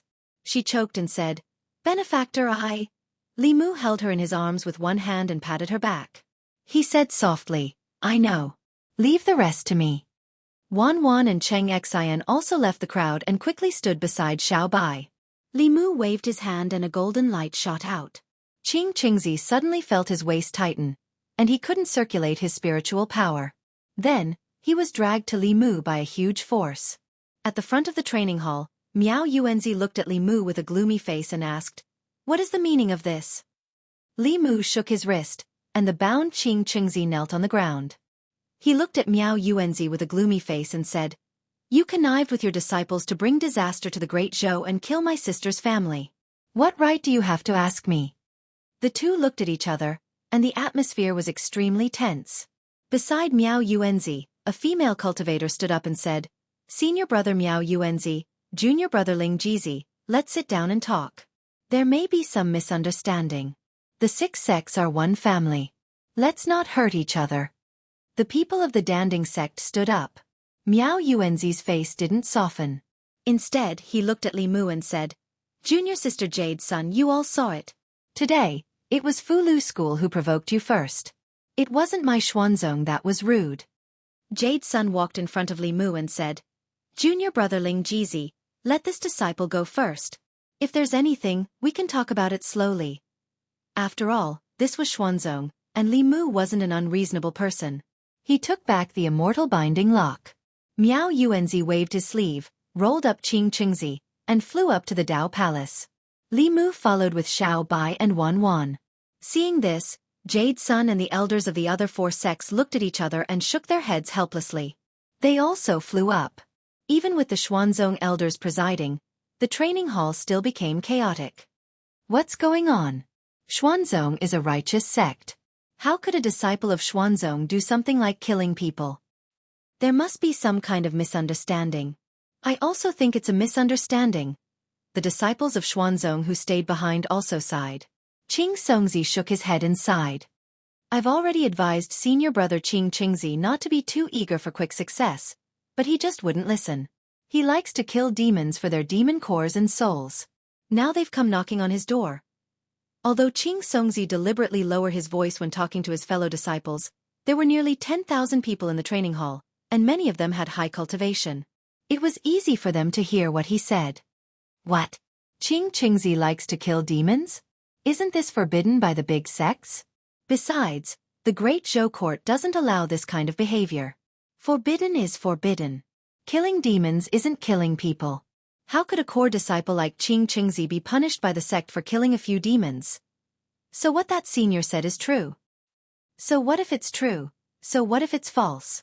How can Fulu School's strength compare to Xuanzong? If you were Xuanzong's sect master, would you punish a core disciple for such a small matter and damage the sect's reputation?" Hearing the discussion, a Xuanzong female disciple glared at Qing Songzi and said, "Qing Songzi, can you shut your mouth?" Qing Songzi said innocently, "I'm just doing this for senior brother Qing Qingzi's sake. Let's go up and take a look. I don't know how the sect master will punish senior brother Qing Qingzi." Chapter 536. Xuanzong. There were 9 peaks hanging upside down above the East Sea. In the Taoist palace on the 9th peak, the elders of the 6 Taoist sects had gathered. A middle-aged man dressed in colorful robes looked at Qing Qingzi and asked, "Qing Qingzi, is it like what Marshal Granduncle Ling Jizi said, that you have committed such evil deeds in the North County?" Qing Qingzi stood in the hall and said loudly, "Sect master, this lady must have mistaken me for someone else. I have never been to the North County, and it is impossible for me to kill her clan. I am innocent." The Xuanzong sect master, Miao Yunzi, waved his wide sleeves and said, "I believe that junior brother Ling Jizi would not speak without thinking. Your words alone are not enough to convince others. Miao Yuan, take him to Discipline Peak. Whether he is lying or not, the discipline elder will find out." After saying that, he looked at Li Mu and asked, Is junior brother Ling Jizi satisfied with this? At least so far, as the Xuanzong sect master and a 7th realm expert, Miao Yunzi had shown enough sincerity. He did not protect the disciples of the sect, but dealt with them according to the rules of the Xuanzong sect. Li Mu had no objections to this. He held Xiao Bai's hand and gave her a comforting look. After Qing Qingzi was taken away, the atmosphere in the Taoist palace was gloomy. Jade Sun took the initiative to speak and said with a smile, "It has only been a year since we parted in the Demon Nation, but junior brother Ling Jizi's cultivation has already reached the peak of the creation realm. It really makes me feel ashamed. I'm afraid that Fu Lu School will have another expert soon." Li Mu had a good impression of this senior sister of the Danding sect. He smiled and said, "I just encountered some opportunities." Jade Sun said, "Junior brother, there is no need to be humble. As cultivators, opportunities and talent are indispensable. The so-called opportunities are also strength." Inside the Taoist palace, while Li Mu and Jade Sun were chatting, Qing Qingzi's face was pale and his body was trembling slightly in Xuanzong Discipline Peak. Standing in front of him was not only the Discipline Peak elder, but there were also 2 martial granduncles of the Miao generation and 2 grand elders of the Dao generation. Besides the sect master, Xuanzong's 7th realm elders were all here. An old man with a face full of wrinkles, white eyebrows, and a white beard said with a gloomy expression, "Such a thing actually happened during the exchange that occurs once every 5 years. Does the Talisman Puppet sect even respect my profound sect?" The other old man next to him narrowed his eyes and said, "Maybe they think that because Fu Lu School has a 4th transcendent cultivator, they can compare to Xuanzong. If I remember correctly, the 2 from Fu Lu School have less than 2 years left. In 2 years, Fu Lu School will be the weakest of the 6 sects. They can't even compare to Danding sect and Spirit Formation sect." Only Taoist Miao Dun looked at Qing Qingzi and asked seriously, "Did you really kill that fox demon?" Qing Qingzi knew that he couldn't hide it in front of these elders. He said regretfully, "I didn't know that the fox demon was the sister of the Fu Lu School's martial granduncles." Taoist Miao Dun said angrily, "I didn't expect you to do such a thing. Come, let's go see the sect master." Elder Bai Mei looked at Taoist Miao Dun and said, "Wait." Taoist Miao Dun frowned and said, "Martial uncle, Qing Qingzi violated the sect rules." Elder Bai Mei looked at her and said, "In the Miao generation, your talent is second only to your senior brother. Now, even Miao Xian and Fu Lu School's Yuzhen have already transcended. But you're still in Dongxian. Stay in the sect and cultivate. Break through as soon as possible. Don't worry about anything else. Martial uncle. You can leave." Taoist Miao Dun looked at Elder Bai Mei. After taking a deep breath, she bowed and said, "This disciple will take her leave." After she left, Elder Bai Mei glanced at Qing Qingzi and said, "It's just killing a few demons. Those who are not of our race must have a different heart. The great Zhou court is muddle-headed and treats demons as common people. Sooner or later, they will be harmed. Now that all the cultivators in Zhu province are gathered here, if we punish a Xuanzong disciple for a few demons, won't we, Xuanzong, be ridiculed by all the cultivators in the world?" Qing Qingzi was overjoyed. Since the Grand Elder said so, he had nothing to worry about. The other Xuanzong elders also fell into deep thought. The Grand Elder's words made sense. If it were any other time, given the relationship between Fu Lu School and Xuanzong, an ordinary Xuanzong disciple would probably be expelled from the sect for committing such a big mistake. Even a 4th-generation core disciple like Qing Qingzi would be severely punished. But now it was the quinquennial Taoist exchange. All the Taoist cultivators in Zhu province were gathered in Xuanzong. If this matter were to spread, it would damage Xuanzong's reputation. As the top sect of Taoism, Xuanzong's reputation was much more important than a 4th-generation disciple. Elder Bai Mei looked coldly at Qing Qingzi and said, "From now on, you are not allowed to leave the sect until you reach Dongxian." Qing Qingzi had just reached the 5th realm. Although he could enjoy a lot of resources in the sect, he did not know how long it would take for him to reach the 6th realm. Although he was unwilling, he could only bow and say respectfully, "As the Grand Elder commands." Xuanzong, Peak Taoist Palace. Li Mu was still talking with Jade Sun when Miao Yuanzi flew in alone. Miao Yunzi asked, "What's the result?" Miao Yuanzi cupped his fists and said, "Sect Master Senior Brother, just now at Discipline Peak, Grand Elder personally performed a soul search on Qing Qingzi. This matter is indeed not his doing. There should be a misunderstanding. Miao Yunzi frowned imperceptibly and asked, "What about Qing Qingzi?" Miao Yuanzi said, although this matter was not done by Qing Qingzi, as a disciple of Xuanzong, he embarrassed Xuanzong in front of so many Taoist cultivators. Uncle Master has already punished him to face the wall in seclusion. He is not allowed to come out for 10 years. The 4 elders of Danding sect, Spirit Array sect, and the South and North sects heard Miao Yuanzi's words and their expressions changed subtly. Miao Yunzi was silent for a moment and said, "I'll go see the Grand Elder." An old man floated in from outside and said lightly, "No need. If you want to see this old man, you can say it here." Miao Yunzi cupped his fists and said, "Greetings, Uncle Master." Jade Sun and the others also bowed and saluted, "Greetings, Uncle Master Dao Qingzi." Today's Xuanzong, the Taoist names of the 1st to 4th generation disciples were Dao, Miao, Hua, and Qing. Dao Qingzi was a famous Taoist powerhouse who was 1 generation higher than the 6 sect masters.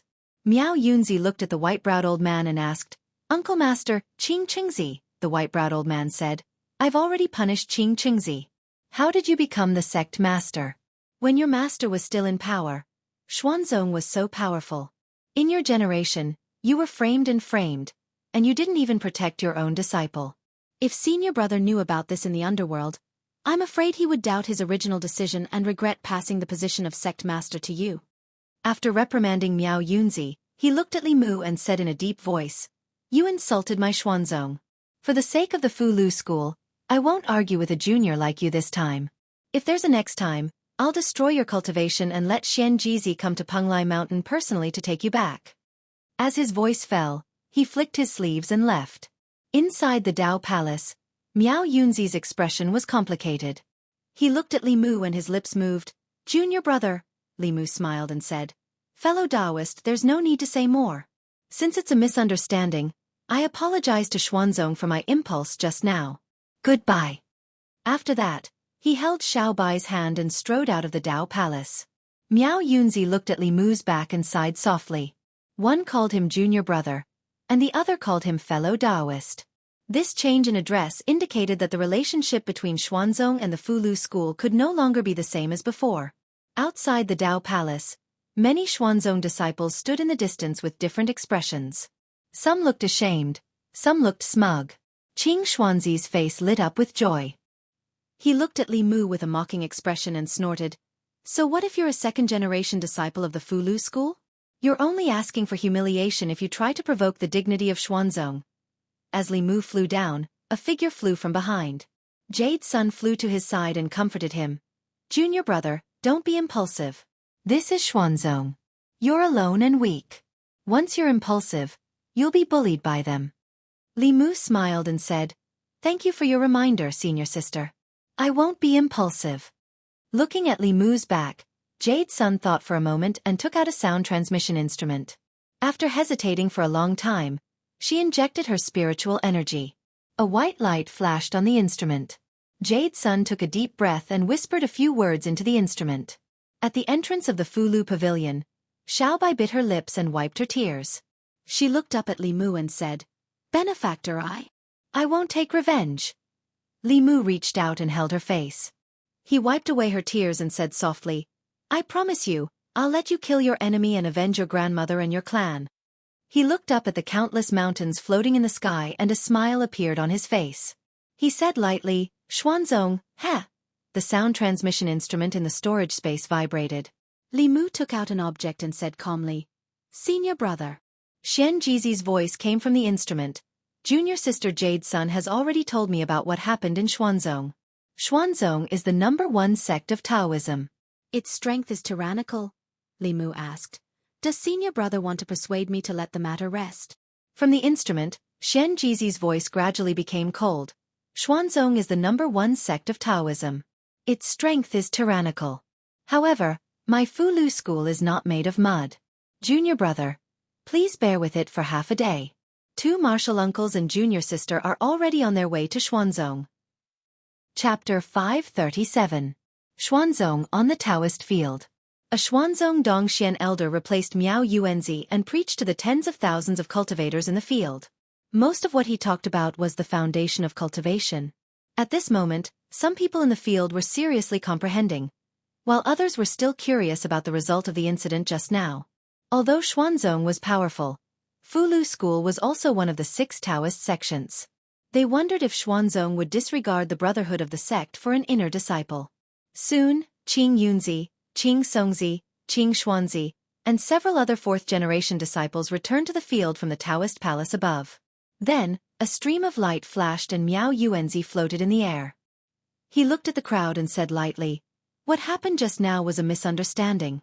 Now that it has been clarified, there is no need to think too much." Although Miao Yuanzi said so, there were more than 10,000 people in the field, and there was no lack of clever people. How could they not know the deeper meaning of his words? If it was really a misunderstanding, the senior from Fulu School would have appeared with him at this moment, but he was alone at this moment. It seemed that Xuanzong chose to protect the disciples of his sect for the sake of face, and did not care about the feelings of Fulu School at all. Even if they felt that this was not a good move, Xuanzong undoubtedly had the strength to do so. In the world of cultivation, strength was everything. Without strength, there was no right to reason. This was the sorrow of weak forces, but they did not expect that the powerful Fulu School would have such a day. As the #1 Taoist sect, Xuanzong had strength above all in the world of cultivation. Everything included the other 5 sections. In the field, no one blamed Xuanzong, and few people sympathized with Fulu School, because this was the rule of the world of cultivation. At this time, in the market, the cultivators who did not go to listen to the preaching were almost crazy. The Fulu Pavilion had just released the news that they would sell Fulu books below the heaven rank for free. They did not need spiritual jades, and as long as they provided materials for writing talismans, the Fulu Pavilion would write talismans for them for free. The yellow rank Fulu Pavilion provided 1 portion of talisman fluid, 2 portions of profound rank, and 4 portions of earth rank. The Fulu School would then write corresponding talismans for them. Everyone knew that the higher the level of the Fulu, the lower the success rate of forming a talisman. If one went to any sect or family that was good at Fulu and asked for an earth rank Fulu, which one of them would not ask for more than 10 portions of spiritual liquid and a large amount of spiritual jades? As long as they asked for 4 portions of spiritual liquid, they would be guaranteed an earth rank Fulu. What was the difference between this and giving them for free? No, this wasn't a free gift. This was simply Fulu School making a loss. The only troublesome thing was that they could only register now. The Fulu had to be collected in 3 months at the Fulu Pavilion in Chengdu, Great Zhou. No one suspected anything fishy, because the Fulu Pavilion did not want their talisman fluid or their spiritual jades. They only needed to register here, and then 3 months later, bring their talisman fluid or spiritual jades converted from talisman fluid to Chengdu, Great Zhou. The Fulu School would then fulfill its promise.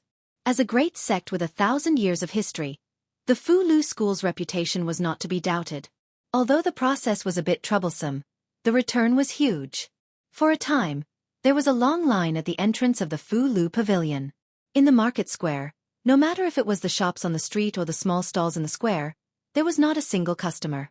Many stall owners and shopkeepers had already packed up their stalls and shops and formed a long line at the entrance of the Fulu Pavilion. Inside the Fulu Pavilion, the disciples and the cultivators who had come at the last minute were furiously writing down the information of the people who had ordered the Fulu. Ma Feng maintained the discipline of the crowd. He gritted his teeth and said, "Damned Xuanzong, I'm not giving you a single piece of spiritual jade." The cultivators in the line outside all had Dharma sound transmission artifacts and were constantly communicating. "Second uncle, hurry up and close the shop. Come to the Fulu Pavilion. Father, hurry up and prepare some spiritual medicine and spiritual jades. We're going to Chengdu, Great Zhou right now. Old Ma, are you at the training hall? Don't listen. Why are you still listening to such useless things at a time like this? Hurry up and come to the Fulu Pavilion. There's a big bargain. Don't blame me for not reminding you if you're late." In the Xuanzong training hall, Miao Yuanzi was preaching. At some point in time, cultivators began to leave one after another. In the past, when he preached, this kind of situation would occur, but it was never on such a scale. Some of them left in a hurry after receiving the message from the Dharma sound transmission artifact. Some saw the people around them leave and also left after asking. When nearly 1,000 people left inexplicably, some Xuanzong disciples went to investigate and finally found the source of this matter. On the celestial mountain floating at the highest point of the sea, a Xuanzong elder said to Miao Yuanzi, Sect Master, the Fu Lu school's actions have broken the rules of the market. We can't allow them to continue like this. Miao Yuanzi felt guilty in his heart. When he heard this, he only waved his hand and said, Let them be. The elder frowned slightly. But Sect Master, this goes against the rules set by me, Xuanzong. Miao Yuanzi glanced at him and said, I said, don't interfere in this matter. The elder looked up at him and slowly retreated. After leaving the Taoist palace, he flew to another mountain. In the Taoist palace, Taoist Master Miao Dun looked at Miao Yuanzi and asked, Senior brother, don't you think that Xuanzong has changed and is no longer the Xuanzong of the past? Miao Yuanzi looked in the direction that the elder disappeared and sighed. In the end, he was indifferent and speechless. Not long after, accompanied by two elders, Taoist Chengzi flew out of the mountain and went straight to the market below. His face was gloomy and he said in a low voice, It seems that the Fu Lu school really doesn't take Xuanzong seriously these years. Since that's the case, I'll teach this arrogant disciple a lesson on behalf of Fu Daozi. On the third floor of the Fu Lu pavilion, there was an hourglass on the table in front of Li Mu. It was the hourglass that he used to keep track of time when refining pills. At this moment, the sand in the hourglass was almost gone and there was only a small handful left. Before the sand was completely gone, a powerful aura suddenly came from the top of the Fu Lu pavilion. It was the aura of Xuanzong's Grand Elder, Taoist Chengzi. Taoist Chengzi's figure flew from above and he said angrily, Junior of the Fu Lu school, you've repeatedly challenged my, Xuanzong's, bottom line today. I'll teach you a lesson on behalf of Fu Daozi. The voice of Xuanzong's Grand Elder reverberated in the market and into the ears of countless cultivators. At this moment, everyone's impression of the Fu Lu school had improved greatly. Xuanzong's behavior just now was extremely immoral, and now it was even more outrageous. A Grand Elder of a sect with a cultivation of the 7th realm was bullying a 5th realm junior. How could such behavior be done by a fellow Taoist? Just as the surrounding cultivators began to sympathize with the young man from the Fu Lu school, on the third floor of the Fu Lu pavilion, Li Mu looked at the remaining sand in the hourglass and took a step forward. He was already outside the Fu Lu pavilion. He looked directly at Taoist Chengzi and said coldly, Xuanzong, you shameless old man. Do you think you're qualified to teach me a lesson on behalf of my master? There was a long line of cultivators at the entrance of the Fu Lu pavilion. When Li Mu's voice rang out, the noisy market instantly fell silent. If Xuanzong scolded their Grand Elder like this, the Fu Lu school would probably completely fall out with Xuanzong this time. Although this sentence pleased many cultivators, they also knew that this young man's fate would probably be very miserable. After all, there was an insurmountable gap between their cultivation levels. Taoist Chengzi also did not expect this young man to be so presumptuous. His face instantly darkened. In the void, an invisible hand grabbed at Li Mu. It was the same divine power that Miao Yuanzi had used, but its power was completely different. Li Mu felt that his body was trapped by the power of heaven and earth and could not move at all. Even the ordinary Dongxian could only watch as the giant hand grabbed at him, let alone the creation realm cultivators. This reminded Li Mu of the first time he met the Lord of Illusions. However, he was no longer the weak cultivator with divine power that he used to be. Li Mu used his mind to disperse the power of heaven and earth around him. The law bell flew out of his body and merged with Li Mu's body. At the same time, a Fu Lu talisman appeared in Li Mu's hand. He used his dermic powers to activate the talisman. The Fu Lu burned, and the shadow of a woman walked out of the Fu Lu. She exuded the aura of a 6th realm cultivator. Below, the crowd exclaimed in surprise. He's actually planning to resist. This aura. Is this a heaven-grade golden armor divine army talisman? It seems a little different. Even a heaven-grade divine army talisman is useless. A 6th realm cultivator is no threat to Elder Dao Chengzi. To everyone's surprise, the shadow of the woman who walked out of the Fu Lu didn't attack Dao Chengzi. Instead, she merged with the young man from the Fu Lu school, causing his aura to rise to the 6th realm in an instant. The invisible giant hand was already reaching for him. Li Mu didn't dodge. The bell shadow on his body flashed, and the giant hand collapsed. The bell shadow also collapsed and dissipated. He knew very well that the Empress Divine Avatar wouldn't exist in his body for long. Before Dao Chengzi could do anything else, He had already launched an attack. He used his mind to control the power of heaven and earth. Wind and thunder intertwined around Dao Chengzi. The sixth realm elders of the Black Sect who had rushed over after hearing the commotion felt a chill in their hearts when they saw the wind and thunder. This was definitely a supernatural power that only a sixth realm cultivator could use. Dao Chengzi stood where he was and looked at Li Mu indifferently. A protective shield appeared around his body, blocking the astral wind and lightning outside his body. The next moment, dark clouds suddenly gathered above his head. Wind mixed with black raindrops fell, and the shield around Dao Chengzi's body started to thin rapidly. The dragon clans call the wind and summon the rain. A hint of shock flashed across his eyes. Outsiders might not know, but he knew better than anyone else that the power of these spells was comparable to that of the most powerful cultivators in Dongxian. Of course, this was far from enough for him. He floated in the air and only maintained the shield. He didn't do anything else. Even with his status and position, he had failed to capture a fifth-level junior personally. If he were to make a move again, even he would lose face. When he used all his trump cards and completely understood that the gap between the two realms couldn't be closed no matter what he did, he would realize how laughable he was. He would become a joke who overestimated himself and was like an ant trying to shake a tree. Countless elders from Xuanzong had already flown out. They floated quietly outside, and no one intervened. If they had to intervene in the battle between the Grand Elder and the junior from Fulu School, after this exchange, Xuanzong would also become the biggest joke in Zhuzhou. However, they looked at Li Mu with fear that shouldn't exist. The disciples of the Qing generation looked at the battle in the sky. Instead of fear, they were shocked and terrified.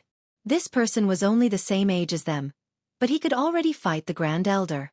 Even if he lost in the end, no one had the right to laugh at him. In the sky, Li Mu didn't have time to pay attention to the discussions below. Without a doubt, without relying on the Empress or the demonic corpse, Dao Chengzi was the most powerful enemy he had ever encountered. His most powerful attack couldn't even break through the defense set up by Dao Chengzi. There seemed to be a natural barrier between the two of them. No matter how hard he tried, he couldn't cross it. If he couldn't fight head-on, he could only use his wits. Li Mu took a deep breath. His Qingxian sword flew out instantly, turning into sword shadows that filled the sky, and attacked Dao Chengzi. Tens of thousands of swords flew out. A sixth realm elder from Xuanzong narrowed his eyes. He took a deep breath and said in a low voice, "What a powerful Taoist technique. With this technique, he can probably fight Dongxian as a creation and transcend as a Dongxian. With his current cultivation level, not many people in Xuanzong can take this technique head-on."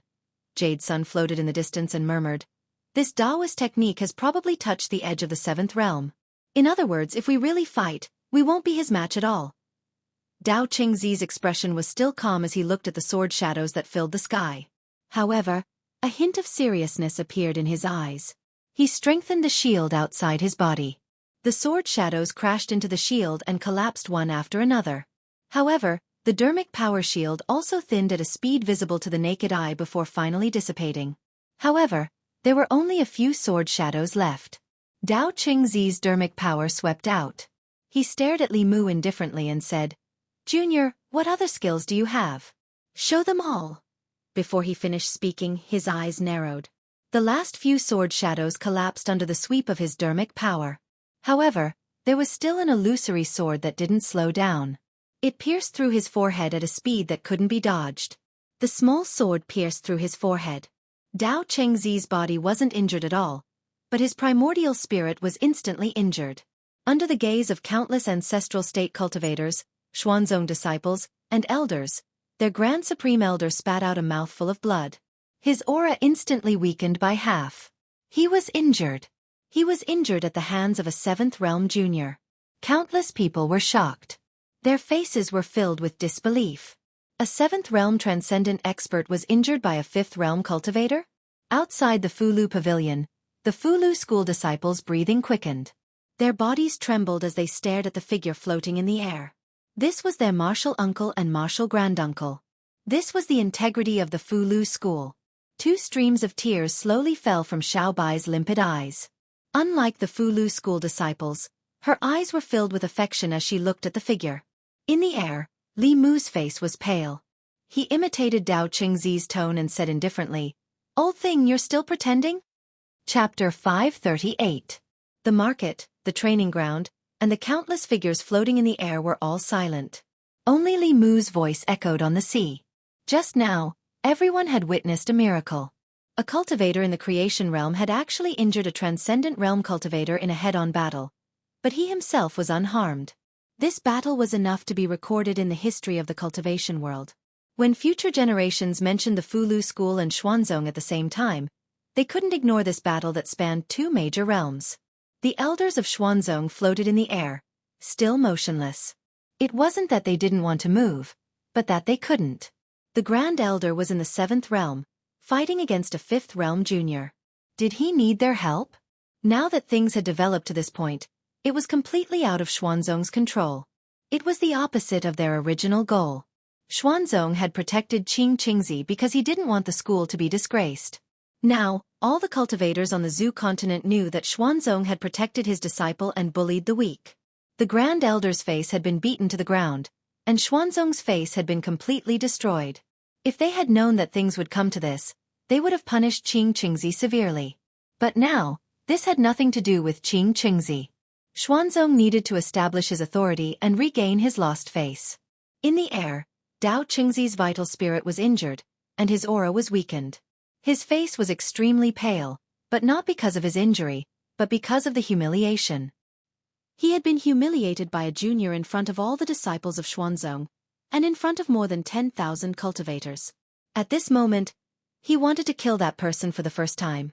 His voice was cold as he said word by word, "Junior, you disrespected your elders and deceived your master. Today, I will punish you on behalf of Fulu School." After all, Dao Qingzi was a super expert who had reached the 7th level many years ago. If Li Mu hadn't caught him off guard and mixed the intellectual sword into the 10,000 sword shadows, he wouldn't have been able to injure Dao Qingzi at all. When he was in the 5th realm, his wisdom sword could slash Dongshuan's primordial spirit.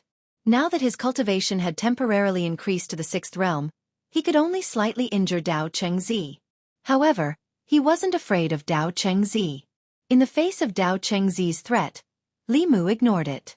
He turned around and flew toward the Fulu Pavilion.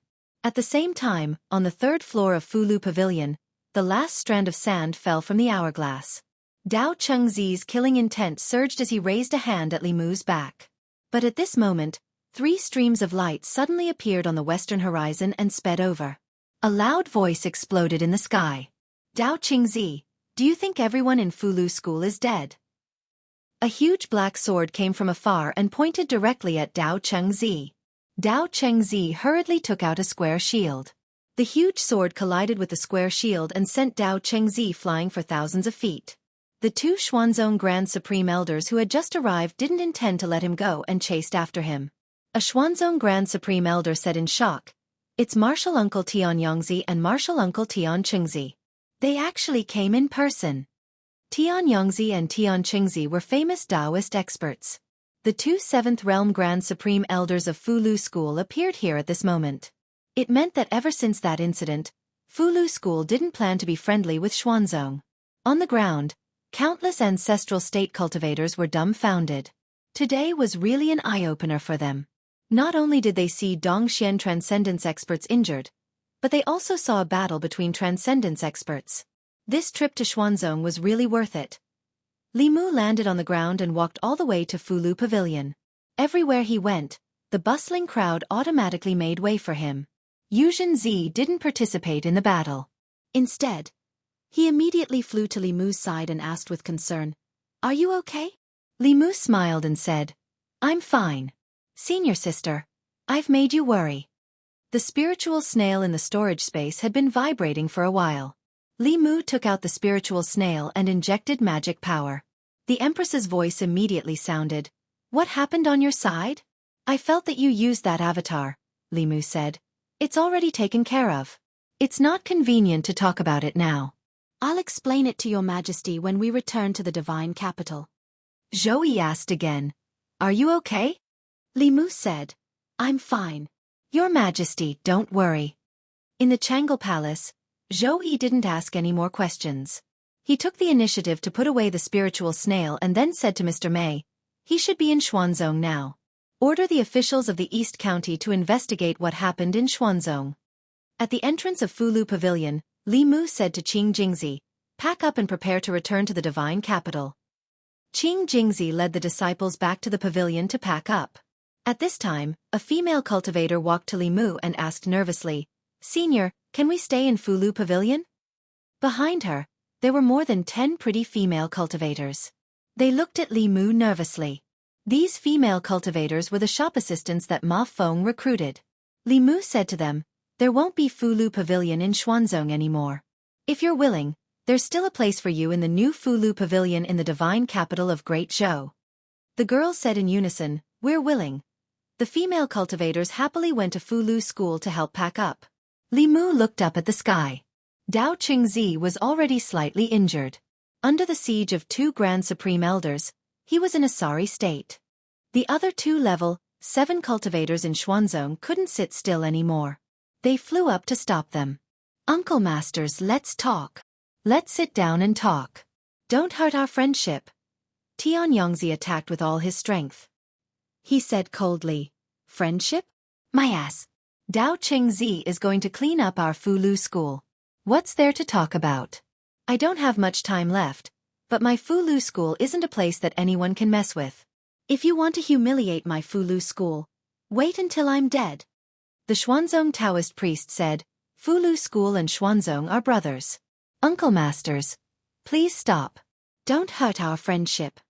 Tian Qingzi trapped the 2 Xuanzong Grand Supreme Elders with his Fulu. His voice was equally cold. "When you, Xuanzong, covered up your disciples and humiliated my Fulu school, why didn't you think of your brothers?" The injured Dao Qingzi was forced to retreat in defeat by Tian Yongzi. The other 2 Grand Supreme Elders were also trapped. Xuanzong had 5 7th Realm cultivators. Only Miao Yunzi and another Grand Supreme Elder were left. At a certain moment, an angry roar came from an upside-down mountain. An old man flew out and said angrily, "Tian Yongzi, Tian Qingzi, don't go too far." He wanted to help Dao Qingzi but was stopped by Yuzhen. The old man looked at Yuzhen and said gloomily, "Nephew Yuzhen, you want to stop me?" Yuzhen looked at him indifferently and said coldly, "When Dao Qingzi bullied my junior brother, did you ever think that he was your nephew?" The cultivators below looked up at the sky in silence. 7th Realm cultivators were always elusive. Ordinary people rarely saw them. Today, they saw 7 of them at the same time. 7 transcending state cultivators were fighting in a chaotic battle. High up in the sky, the light of spells was unceasing. If their battle was on the ground, the whole of Xuanzong would probably be destroyed. Even from so far away, everyone could feel the waves of pressure. No matter what the result was, Xuanzong's reputation was completely destroyed this time. In the Taoist palace on the highest mountain, the bright light of spells shone into the palace. Miao Dun looked at Miao Yunzi and asked, "You're not going to help?" Miao Yunzi shook his head. "No." Miao Dun said, "If you don't help, Uncle Master will have an excuse later." Miao Yunzi breathed a sigh of relief and said, "I've been in the sect for too long. I'm bored. I'm just thinking of going out for a walk." Miao Dun was silent for a moment and said, "I also want to go out for a walk and find an opportunity to break through." In the market and on the training grounds, the cultivators of the Zhu continent had been looking up for a long time. The battle in the sky didn't have a result. Obviously, the Fulu school and Xuanzong had a big conflict. The 3 elders of the Fulu school came from afar, but the cultivators of the 2 sects couldn't really fight to the death. Up in the sky, the battle was still going on. However, at a certain moment, everyone suddenly disappeared. After a moment of shock, everyone was in an uproar. Where are they? Why did they all disappear? Strange. Why can't I see anyone? In an instant, the elders of the 2 sects disappeared. At the entrance of the Fulu pavilion, Li Mu's vision blurred. When he reappeared, he was in another space. This space was very big, much bigger than the Emperor's secret garden, but not as big as Li Mu's Demon Emperor's space. Other than the size, there was a big difference between this space and Li Mu's Demon Emperor's space. After the Demon Emperor's space had a new master, it went from being dead silent to full of vitality. There were mountains, rivers, lakes, grass, trees, fish, and insects. It was like a small world. Although there were mountains, rivers, trees, and grass in this space, There was no life. The mountains were gray. The trees on the mountains were withered.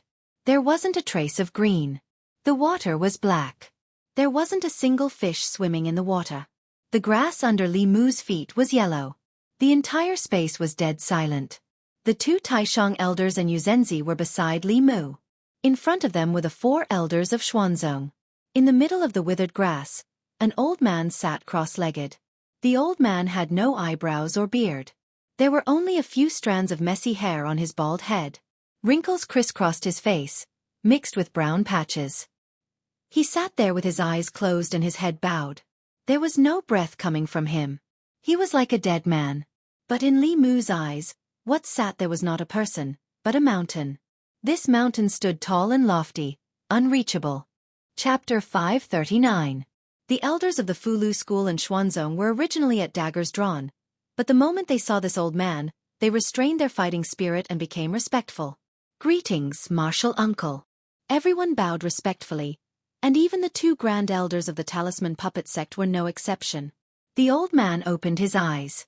Li Mu discovered that his eyes were turbid and lifeless, his pupils unfocused and unfocused. He seemed to be blind. He faced Li Mu's group of 4 and said in a low voice, "Have you caused enough trouble? If you've caused enough trouble, then go back." Although the old man was blind, when he faced Li Mu still felt as if a pair of eyes were piercing through his body. When facing Dao Qingzi, he still had the will to fight, but in front of this old man, he simply could not summon any fighting spirit. Yuzhen's lips moved as if he wanted to say something, but a grand elder stopped him and bowed. "Sorry to disturb you, martial uncle."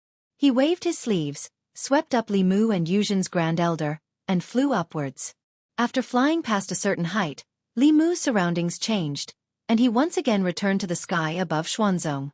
From beginning to end, the old man had only said one sentence, and it was enough to extinguish the anger of the 2 grand elders and make them take the initiative to retreat.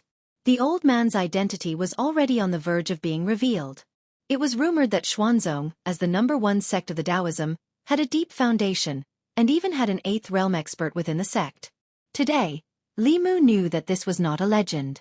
The 7th realm expert gave Li Mu the feeling of a tall mountain, but it was not unreachable. He could always see the summit, but in this tall mountain, Li Mu could see the clouds halfway up the mountain. As for how high it was beyond the clouds, he could not even imagine it. Yuzhen's grand elder frowned. "Martial uncle, the disciple that Xuanzong is protecting." Tianyangzi shook his head and looked at Li Mu. "Child, it's because the sect isn't strong enough that you have to suffer." The Taishang elder didn't say it explicitly, but Li Mu understood what he meant. Xuanzong's 8th level cultivator had made his stance clear. It was impossible to take Qing Qingzi away from Xuanzong. Above transcendence was unification of the way. In the entire ancestral state, among the 6 Taoist sects and the Great Zhou court, only Xuanzong had such a powerhouse. No one could defy his will. Li Mu bowed to the 3 and said, "Many thanks, martial uncles and senior sister Yuzhen." The 2 elders smiled and said, "Before we 2 old men die, no one can bully you for no reason." At the entrance of Fulu Pavilion, Qing Jingzi had already gathered all the disciples of Fulu school, including the dozen or so female cultivators. The Taishang elder released a giant boat and everyone flew onto it. Li Mu stood at the bow of the boat, raised his hand, and gently pressed down. An enormous handprint appeared in the sky above the talisman pavilion. Boom! There was a loud noise and dust. From then on, there was no more Fulu Pavilion in Xuanzong. Li Mu looked around and imprinted everything here in his mind. One day, he would return to this place. Soon, the flying boat turned into a stream of light and flew into the sky, disappearing into the horizon. Countless cultivators looked into the distance. They would never forget their experience in Xuanzong, nor would they forget the immortal legend who dared to fight a transcendence cultivator with a creation realm cultivation. The name of Fulu School's Li Mu would soon be known by everyone in the cultivation world of ancestral state. Xuanzong. On the highest floor of the Taoist palace, cultivators above the 6th level of Xuanzong were gathered. Dao Qingzi looked coldly at Miao Yunzi and asked in a deep voice, "As the headmaster of Xuanzong, when the people of Fulu School attacked the mountain gate, you just stood by and watched. What right do you have to be the headmaster?" Faced with his rebuke, Miao Yunzi took off the Taoist crown on his head and said, "You're right, Uncle Master. From today onwards, I will resign as the headmaster and go out to wander the world to seek the way. The headmaster position will be temporarily taken by other brothers. Senior brother, please reconsider. Several people in the Taoist palace changed their expressions and tried to persuade him. Miao Yunzi just waved his hand and said, I've made up my mind. There's no need to say more. Dao Qingzi picked up the Taoist crown that symbolized the position of the headmaster of Xuanzong and said lightly, You are a sinner of Xuanzong. You are indeed unfit to be the headmaster. Miao Xuanzi, you will temporarily take the headmaster position. A figure stood out and took the Taoist crown. He said respectfully, Yes, master. The Grand Elder acted arbitrarily and forced the headmaster to abdicate and let his disciple take over. This caused many elders to be dissatisfied. How can the headmaster position be decided by the Grand Elder alone? Grand Elder, you're overstepping your bounds. Even if someone takes over the headmaster position temporarily, he has to ask Elder Tianjizi before making a decision. Faced with the overbearing Grand Elder, everyone spoke up until a figure slowly walked into the Taoist palace from outside. The old man had his hands behind his back and his body was hunched. He limped as if he could fall down at any time. It was such an old man that made all the powerhouses in the Taoist palace bow and greet him respectfully. Greetings, Uncle Master. Greetings, Uncle Master. As the only 8th-level powerhouse in the sect, the old man had dedicated his life to Xuanzong. He used divination to reach the Dao integration stage and divined all the heavenly secrets for the sect. Xuanzong's strength was inseparable from the old man's guidance. The heavenly secrets were hard to predict to begin with. Divining people was already extremely difficult, let alone divining the fate of the #1 sect of the Taoist sect. For more than 100 years, Elder Tianjizi had made great contributions to the sect with his unpredictable divination skills. However, he had also suffered a backlash from the heavenly Dao. He had lost his sight and suffered injuries that were difficult to recover from. He was Xuanzong's disciple, including the 7th-level elders, and was the most respected existence in their hearts. The old man walked in front of everyone and said slowly, While Miao Yunzi is traveling, Dao Qingzi will temporarily be in charge of the sect's affairs. Since Uncle Master Tianjizi had spoken, no one in the sect would object. Dao Qingzi was delighted and immediately cupped his hands. Yes, Uncle Master. As expected, after the old man spoke, no one objected. They all bowed and said, Yes, Uncle Master. No one in Xuanzong doubted Uncle Master Tianjizi's words. His divination skills were unparalleled in the world. He didn't even need to explain his orders because he could see the future that no one else could. The old man looked at Dao Qingzi and said, Xuanzong's future is in your hands. Dao Qingzi's expression was solemn. He said, I will definitely manage the sect well and not disappoint Uncle Master. Not long after, in the sky above the Eastern Sea, Miao Dun looked at Miao Yunzi and asked, You're leaving just like that? Grand Master didn't pass the position to Uncle Master Dao Qingzi, because his temperament wasn't suitable to be the sect leader. He was worried that he would completely destroy Xuanzong. Once you leave, Xuanzong will be able to do whatever he wants. Miao Yunzi said, This is Uncle Master's intention. Don't you trust him? Miao Dun was silent for a long time before he said, I agree with Uncle Master's every decision. Only this time. But he can see much further than us. Is Uncle Master Dao Qingzi really Xuanzong's future? In a dead silent space, Tianjizi sat cross-legged on the withered grass. He closed his eyes and made a gesture of pinching his fingers. Soon, a trace of blood flowed out from his mouth. In this space, the grass and trees became even more withered and yellow. Tianjizi slowly opened his eyes and murmured, There can be no construction without destruction. Only by seeking life and death can there be a sliver of fate.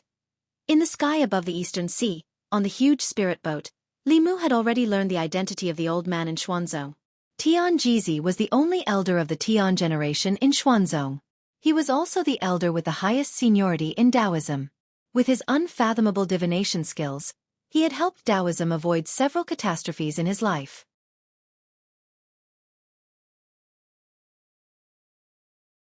Zhou said coldly, Order the 5 counties to take back the land the court gave them. Tell them to get lost. From now on, there is no Xuanzong Taoist field in the Great Zhou. Chapter 540. Yantai County, Mount Qingshu. In the current cultivation world, Taoism is the most powerful school. There are 6 schools and countless schools. Most of these schools can be regarded as branches of the 6 schools and have the same Taoist tradition as one of the 6 schools. Among them, Mount Qingshu in Yantai County is an important Xuanzong Taoist school. The Xuanzong Ancestral Court is located outside the East Sea and is isolated from the mainland. It is very inconvenient for it to do things, such as recruiting disciples and transmitting messages, which are all done by external Taoist schools. As the Taoist school of Xuanzong, the #1 school of Taoism, the Qingshu school has an extremely high status in Yantai County. It has about 100 disciples. Its headmaster is a peak creation stage expert and is an elder of the Hua generation in Xuanzong. Xuanzong has a revered status in the cultivation world. The Great Zhou Court also opens the doors to them to set up Taoist schools in various counties, and gives them extremely preferential treatment in several eastern counties. Not only does it give them famous mountains and caves to use as gates, it also uses the court's resources to build Taoist temples for them and recommend extremely talented disciples for them, etc. Today, a flying boat suddenly flies towards Mount Qingshu. On the flying boat are several cultivators with high levels of power. They fly to the sky above Mount Qingshu, then put away the flying boat and land. The Qingshu temple's guarding disciples recognize that the newcomer is the Yantai County governor. They step forward and say, "Sir, please wait here for a moment. I'll go to the temple to report to the abbot." The Qingshu temple is backed by Xuanzong, so it does not care about ordinary people.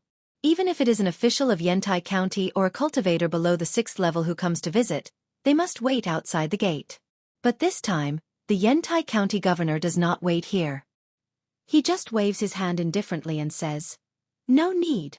His face darkens. He says, "Do it." Boom. A Yantai County governor picks up a huge hammer, flies up and smashes it fiercely on the Qingshu school's gate. Under this blow, the Qingshu school's lofty gate, together with the huge plaque with the 3 words Qingshu School written on it, shatters and collapses with a loud rumble. The 2 guarding disciples are already dumbfounded. Looking at the collapsed gate, their lips trembling, they cannot even say a word. Several silhouettes fly out from inside the Taoist temple. A furious voice says, "How dare you? Which thug dares to break into my Qingshu mountain school?" A man in a Taoist robe flew out of the temple. When he saw who it was, his expression changed and he asked in shock, "County Governor Qin, are you crazy?" The Yantai County governor stood in the air and said faintly, "His Majesty has decreed that from today onwards, Xuanzong Taoist temples are prohibited within the Great Zhou." "Then where do you want us to go?" the man asked furiously. The Yantai County chief says expressionlessly, "This is your own business.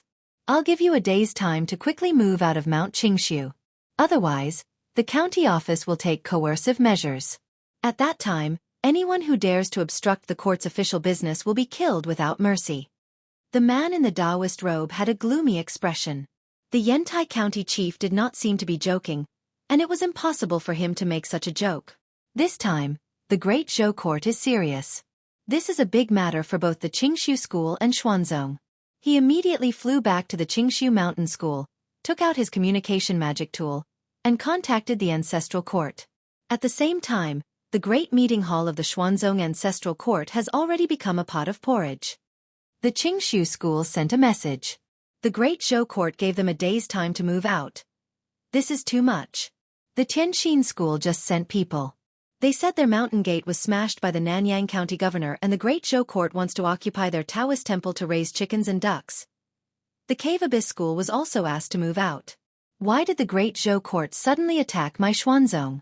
Today, all of Xuanzong's Taoist temples in Great Zhou were given an ultimatum by the Great Zhou Court. They were ordered to move out within a day. It seemed that the Great Zhou Court wanted to expel Xuanzong's Taoist temples and drive them overseas.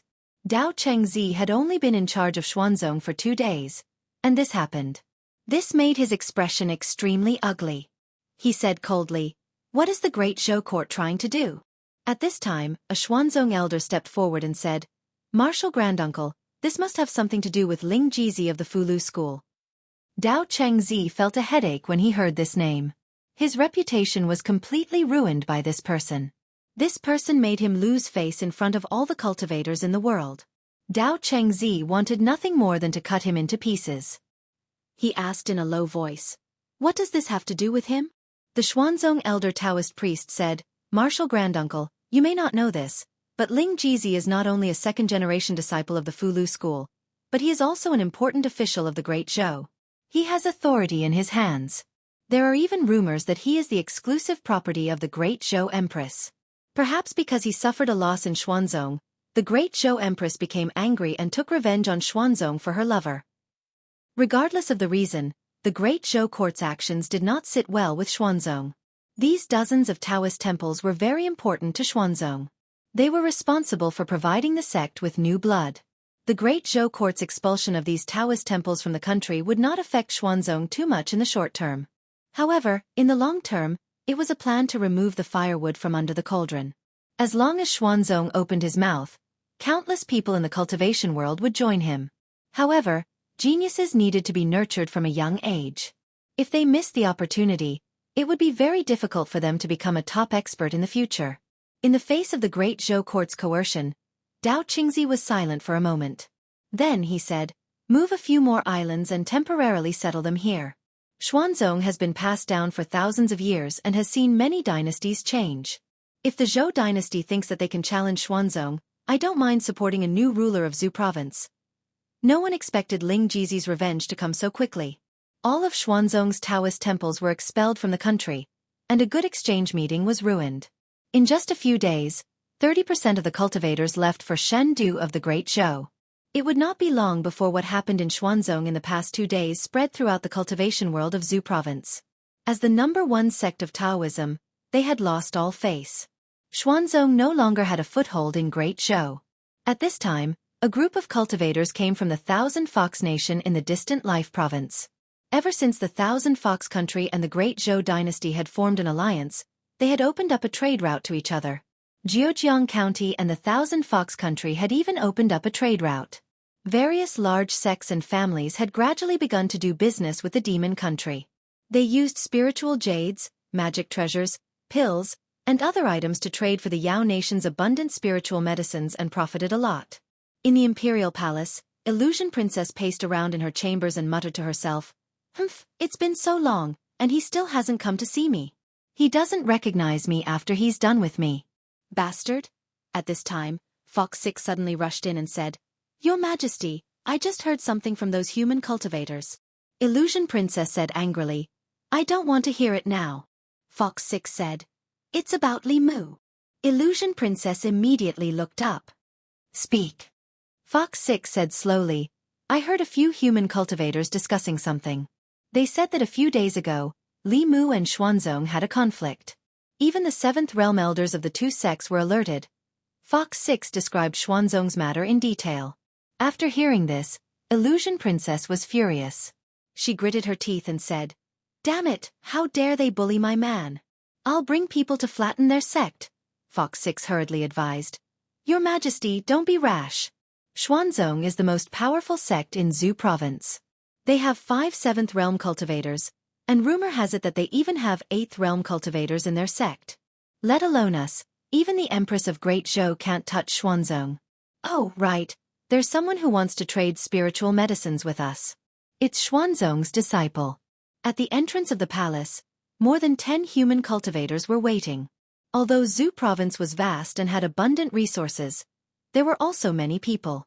The spiritual medicines sold everywhere were often expensive and priceless. However, the Yao nation was different. This place was rich in spiritual medicines, and the demons didn't know how to refine pills or write talismans. They could buy or trade spiritual medicines they needed at a very low price. Standing at the front of the crowd was a man in a Taoist robe. The cultivators tacitly kept their distance from him. Xuanzong's disciples were high and mighty. They didn't want to get close to them even if they didn't look at them. Not long after, a beautiful demoness walked in from inside.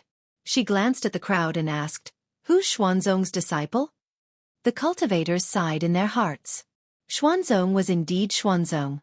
Even in the desolate Yao nation, Xuanzong's disciples had the privilege of being received first. The man in the Taoist robe stood out. He raised his head and said arrogantly, "I am." The beautiful female demon looked at him and confirmed, "You're Xuanzong's disciple?" The man puffed out his chest and said, "Xuanzong, Hua Xuanzi." Fox 6 gaze turned cold. She said indifferently, "Except for this Hua something from Xuanzong, everyone can go in." Hua Xuanzi was stunned. He asked, "What about me?" Fox 6 looked at him and said coldly, "I'll give you 3 breaths. Get out of here and tell your sect that Xuanzong's disciples are not welcome in Qianhu Nation. The next time you dare to step in here, I'll break your legs. Get out." Chapter 541. The cultivators in front of the Palace of Thousand Fox were stunned. They did not know what was going on. Xuanzong's disciples were respected wherever they went, but they were being targeted in the Yao Nation. While Hua Xuanzi was still stunned, Hulu had already started counting down. 1, 2, 3. As soon as she finished her last word, several palace guards flew out. Several beams of Dharma spells engulfed Hua Xuanzi. Hua Xuanzi was Xuanzong's disciple after all. He instantly retreated. He floated in the air and said with a gloomy face, "Do you know what you're doing? How dare you treat Xuanzong like this? Have you foreseen the consequences?" A level 6 demonic corpse flew out of the palace. Hua Xuanzi shut his mouth completely when he sensed the powerful aura. He turned around and ran. He had no choice but to lower his head when he was under someone else's roof. He had to hurry back to the sect and tell the elders what had happened here. The other 10 or so cultivators slowly walked into the palace. The first thing they saw was a human statue. There was also a similar statue at the city gate of Thousand Fox Nation. The appearance of 2 human statues in the Yao Nation reminded them of a rumor. It was said that the current queen of Thousand Fox Nation, the ruler of half of the Yao Nation, had an extraordinary relationship with an important minister in the Great Zhou. When they saw the 2 statues, they connected it to the conflict between Li Mu and Xuanzong. Then, they connected it to Thousand Fox Nation's rejection of Xuanzong. They knew that the rumor was not just a rumor.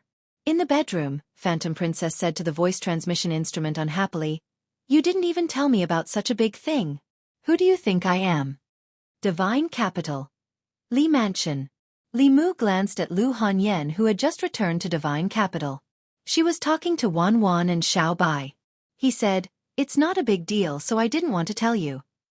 Phantom Princess did not dwell on the matter. She asked, "When will you come to see me?" Li Mu whispered, "I have a lot of things to do in the next few months. When I'm done, I'll go see you." Illusion Princess rolled around on the bed and asked with a red face, "I missed you. Did you miss me?" Lu Hanyan had already noticed this. If he dared to flirt with her here, he would die here today. Li Mu whispered, "It's not convenient now. I'll contact you later." By the time he put away the sound-transmitting Dharma artifact, Lu Hanyan had already walked over. She looked at Li Mu and said indifferently, "Come with me." Li Mu followed her into the room and said, "I bought some clothes for you. See if there's anything you like." Lu Hanyan sat on the chair and said, "Don't worry." Li Mu continued, "A few days ago, we saw Wan Wan and her parents and family members in the Immortals' capital. They were the same as before. In order to prevent Wan Wan from seeing them sad, I sent people to chase them away." Lu Hanyan nodded and said, "Well done." Then she looked at Li Mu and asked, "Who will you contact later?" Although Li Mu had been hiding it from the Empress, he did not plan to hide it from Lu Hanyan. He looked up at her and said, "There's something I need to confess to you." The accident in Thousand Fox Nation had always been something that Li Mu was too ashamed to talk about. As an indomitable man, he withstood countless temptations, but in the end, he was defeated by a fox. Lu Hanyan's face darkened and asked, "Does Xiao Bai know?" Li Mu shook his head and said, "I haven't told her yet. Listen to me. That was really an accident. I didn't expect." Lu Hanyan stood up and snorted coldly. She said, "It's useless to explain to me. You'd better explain to Xiao Bai." She walked out of the room and left Li Mu alone. Li Mu decided not to tell Xiao Bai that he already had another fox by his side. The most important thing now was to let her take revenge for the murder of her clan and her grandmother. This had become an obsession in her heart. The Heavenly Fox clan's obsession with revenge was so deep that her cultivation had been stagnant for a long time. Li Mu walked to the yard and asked them to choose a few sets of clothes. Then he went to Chang'e Palace. As soon as he took out the clothes, Zhou glanced at him and said, "They chose these, didn't they?" She got an affirmative answer from Li Mu's expression. She snorted softly and said, "I knew it. If they didn't choose the leftovers, you wouldn't give them to me." Li Mu said helplessly, "Your Majesty, you misunderstood me. I have already chosen a few sets for you." I just wanted to let your majesty see if there are any that you like. He took out a few other sets of clothes and said, I have already chosen these for your majesty. Zhou Yi soon forgave Li Mu and went to the inner hall to try on the clothes. Li Mu looked at Mr. Mei and Shangguan Li and said, You can also choose a few sets. Although they are not treasures, they look good on you. Mr. Mei glanced at him indifferently and said, They only gave us the leftovers after others chose. Li Mu waved his hand and put away all the clothes. He said indifferently, Take it or leave it. Mr. Mei said angrily, You heartless man. I even asked Zhu Wei to help you get information. How can you treat me like this? Li Mu was a little slow in putting away the clothes. He asked, What information? Mr. Mei glanced at him indifferently and asked, Do you want to know the background of Xiao Bai's enemy? Li Mu said, Xuanzong's fourth-generation disciple. Mr. Mei crossed his arms and said, Are you stupid? Xuanzong's fourth-generation disciples are also born and raised by their parents. I mean what country he is from, what his identity is, and who else is in his family. Li Mu paused and said, Actually, I was just joking. I have already looked out for Sister Mei's clothes. These clothes are very suitable for your temperament, Shangguan Li asked. What about me? Li Mu waved his hand and said, Go away. You can choose after Sister Mei finishes.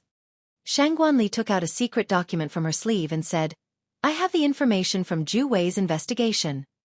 Li Mu took a deep breath and a smile appeared on his face again. He said, Good Ali, how could I forget you? I was just joking just now. Of course you should choose first. With Sister Mei's age, there aren't many things here that she can wear. It won't be too late to choose later. In Changle Palace, Mr. Mei held some clothes and snorted, How can there be such a shameless person in the world? Shangguan Li glanced at him and said, A few days ago, you said that he dared to fight against transcendence with the Fate Realm. He was loyal and righteous. He was a trustworthy person. Li Mu held a secret document in his hand. It was sent from Xuanzong by Zhu Wei's spy. Li Mu did not expect that the imperial court spy would be placed in Xuanzong. This secret document recorded Qing Qingzi's identity in detail. Qing Qingzi's original name was Zhao Chen. He came from a cultivation family in Yan. The Yan kingdom was a small kingdom to the south of Zhuzhou. Its strength was very weak, far inferior to the Shen kingdom, the Jing kingdom, and the Yong kingdom. It was a vassal state of the Great Zhou. For the past 100 years, it had paid tribute to the Great Zhou in order to obtain the Great Zhou's protection and prevent other countries from annexing and invading it. Li Mu left the imperial palace and went directly to the Honglu temple. Since the last tribute, all the countries in the south, except Yong, had sent envoys to the divine capital. After receiving Li Mu's order, the Honglu temple official immediately sent for the Yan's envoy. A thin man quickly stepped into the room and said nervously, What instructions does your excellency have for this humble subject? Li Mu asked, Can you get in touch with the Yan imperial family? The thin man immediately nodded. Your excellency, we can.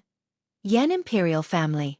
The envoy sent a message from the Great Zhou's divine capital, causing the entire Yan imperial family to panic. The son of the Zhao family was fortunate enough to join Xuanzong. This was supposed to be the glory of the Zhao family and the Yan imperial family. Unexpectedly, he was wanted by the Great Zhou court.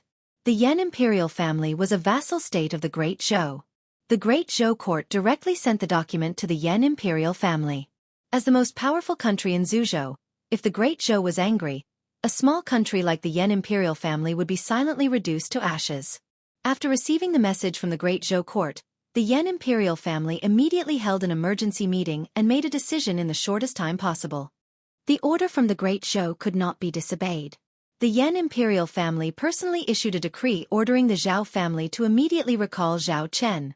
In the Zhao family, after the messenger left, the head of the Zhao family snorted and threw the imperial decree on the ground. He stepped on it and said, Bring me a sound-transmitting Dharma artifact. I want to ask Chang'er for his opinion. Xuanzong. Qing Qingzi knelt before Dao Chengzi and said worriedly, Grand Elder, the Great Zhou court is pressuring the Yan imperial family to force my father to hand me over. What should I do? A small country dares to ignore the Xuanzong. Dao Chengzi stood up and waved his sleeve. He said indifferently, In that case, let the Yan imperial family perish. Chapter 542. In the Taoist palace, Dao Chengzi ordered, Miao Xian, arrange a few disciples to help Qing Qingzi's family take over the Yan kingdom. A figure walked up and said respectfully, "Yes, master." The Xuanzong elders were silent for a moment. One of them couldn't help but say, "First elder, please reconsider. Our sect is detached from worldly affairs and has never interfered with the affairs of the secular countries. If we interfere with the internal affairs of the Yan kingdom, we will be criticized." Dao Qingzi said lightly, "The Yan kingdom is a small country. They are willing to be the loyal dog of the Zhou dynasty and look down on the Xuanzong. If we don't punish them as an example, there will be others who don't know what's good for them in the future. I will show my power. No one is allowed to say anything." Tian Jizi had personally ordered that the Grand Elder would take over after the sect master left the sect. The group of elders couldn't disobey his decision. The Grand Elder's personality wasn't good before, but it wasn't like this. Everyone faintly felt that he had lost all face in front of all the cultivators in the world. A demon had already formed in his heart, and it was causing his personality to change from extreme to even more extreme. If this continued, no one knew what would happen to Xuanzong. The more he wanted to protect the sect's reputation, the more the sect's reputation would be lost. If he had dealt with it impartially and handed over Qing Qingzi, the sect's reputation would still be slightly damaged, but things wouldn't have turned out this way. All the dojos were taken back, the outer sect disciples were expelled, and the inner sect disciples were ostracized in the Great Zhou and the Yao Kingdom. In the hearts of all the cultivators, the 1,000-year-old sect's reputation was ruined. At this moment, many elders began to doubt whether Tian Jizi's decision was right. Under the Grand Elder's arrangement, a few elders of the Fifth Realm left the sect quietly and went to the Yan Kingdom. A few days later, in the divine capital of the Great Zhou, in the morning court, the envoy of the Yan Kingdom knelt in the Ziwei Palace and begged, "The rebels of the Yan Kingdom have surrounded the palace. I am under the orders of the King of Yan to ask for help from the Shangguan Kingdom." Li Mu stood in front of the palace, looking surprised. His original intention was to put pressure on Qing Qingzi's family through the imperial court of the Yan Kingdom. But he didn't expect that the Zhao family of the Yan Kingdom would rebel. He once asked the envoy of the Yan Kingdom. The Zhao family was only a mid-level cultivation family and did not have the power to rebel. The power controlled by the royal family of the Yan Kingdom was enough to destroy the Zhao family 10 times over. To be able to force the royal family of the Yan Kingdom into such a situation, there must be someone behind the Zhao family. Obviously, Xuanzong was the only one with such strength and a reason to help the Zhao family. The spies of the imperial court in Xuanzong sent back news that after Li Mu and the others left, the hierarch of Xuanzong, Miao Yunzi, also went out to travel. At this time, the person in charge of Xuanzong was the Grand Elder Taoist priest, Cheng Zi. With his personality, who valued face more than anything else, he was capable of doing such a thing. The request for help from the Yan Kingdom's envoy caused a huge commotion in the imperial court. After some discussion, a civil official said hesitantly, "Your Majesty, I think that this is the internal affairs of the Yan Kingdom. Great Zhou should not interfere." The Yan Kingdom was a vassal state of Great Zhou and paid tribute to Great Zhou every year. Great Zhou had the responsibility to protect the Yan Kingdom, but the premise was that the Yan Kingdom was invaded by foreign forces. If someone in the Yan Kingdom rebelled, it was the internal affairs of the Yan Kingdom. Since the founding of the Yan Kingdom, Great Zhou had not interfered in the internal affairs of other countries, except for the Shen Kingdom, which provoked the Yan Kingdom. This was the important reason why the southern countries had always been at ease with Great Zhou and paid tribute to the Yan Kingdom. This time, Great Zhou could send troops to help the Yan Kingdom with the reason of bringing order to the chaos. Next time, it might use other reasons to interfere in the internal affairs of other countries. Once this rule was broken, the southern countries would be in a state of panic, which was not good for the stability of the Zhou continent. After some discussion, the officials of Great Zhou unanimously decided that the Great Zhou would not send troops to the Yan Kingdom because of the internal strife. After the court, the officials of Great Zhou dispersed. The envoy of the Yan Kingdom walked out of the Ziwei Palace in a daze, his face full of sorrow. This was the sorrow of a small country. Being caught in the middle of the great powers, its fate was no longer in its own control. The Yan Kingdom would soon fall into the hands of the rebels. At this moment, a figure walked past him. Suddenly, something fell from his sleeve. The envoy of the Yan Kingdom picked up a stack of yellow paper talismans and called out to the young official of Great Zhou who had plunged the Yan Kingdom into a whirlpool. He said in a hoarse voice, "Sir, you dropped something." Li Mu turned his head and said lightly, I didn't drop anything. The envoy of the Yen Kingdom was stunned for a moment. He looked down at the stack of paper talismans in his hand. The talismans on the Fu Lu were extremely complicated. He felt a little dizzy just by looking at them. The talisman paper seemed to be made of special materials. Each piece of Fu Lu seemed to contain boundless power. He had clearly dropped it just now. Why did he deny it? The young official had already walked far away. The envoy of the Yen Kingdom seemed to have realized something. He suddenly raised his head and his breathing began to quicken. Li Mu left the palace. He didn't go home. Instead, he went outside the city. Outside the city gate on the west side of the divine capital, there was a wide open space. The craftsmen of the Ministry of Works were busy. A super-large cultivation market was about to be built here. The major sects and cultivation families of the ancestral state were invited to move in. The purpose was to provide convenience for the cultivators of the ancestral state. They didn't have to travel thousands of miles to Xuanzong every 5 years. In the divine capital, they could exchange for or buy the cultivation supplies they needed at any time. The imperial court also wouldn't charge them 30 to 50% of their turnover. They only had to pay a certain amount of taxes on time and they could continue to operate here. On the open space, the craftsmen of the Ministry of Works were very busy. This time, the deadline was tight and the task was heavy. They needed to build a super-large market in a month's time. Such a huge project would have taken at least half a year to complete in the past. However, the imperial court was very fast this time. Within a day, the 3 provinces passed a resolution on the project. The Ministry of Revenue's funds were also sent in immediately. The craftsmen of the Ministry of Works came overnight to measure the site. Li Mu checked the progress of the project before returning home. When he was in Xuanzong, he promised the cultivators 3 months. Of course, Li Mu's goal wasn't to make a small profit but to attract business. He hoped that when the cultivators of the Zhu continent came to the divine capital 3 months later, they would be attracted by the bigger, more convenient, and cheaper cultivation market. They would completely forget about the wealth exchange in Xuanzong. Although he wanted to immediately let Xiaobai take revenge, he was still far from being able to face Xuanzong head-on. He could only weaken Xuanzong from the side and look for an opportunity later. In these 3 months, Li Mu recruited the heads of the Fu Lu school. They couldn't guarantee a 100% success rate for creating high-level Fu Lu talismans, but they could for low-level Fu Lu talismans. Li Mu kept the Fu Lu talismans above the earth level for himself.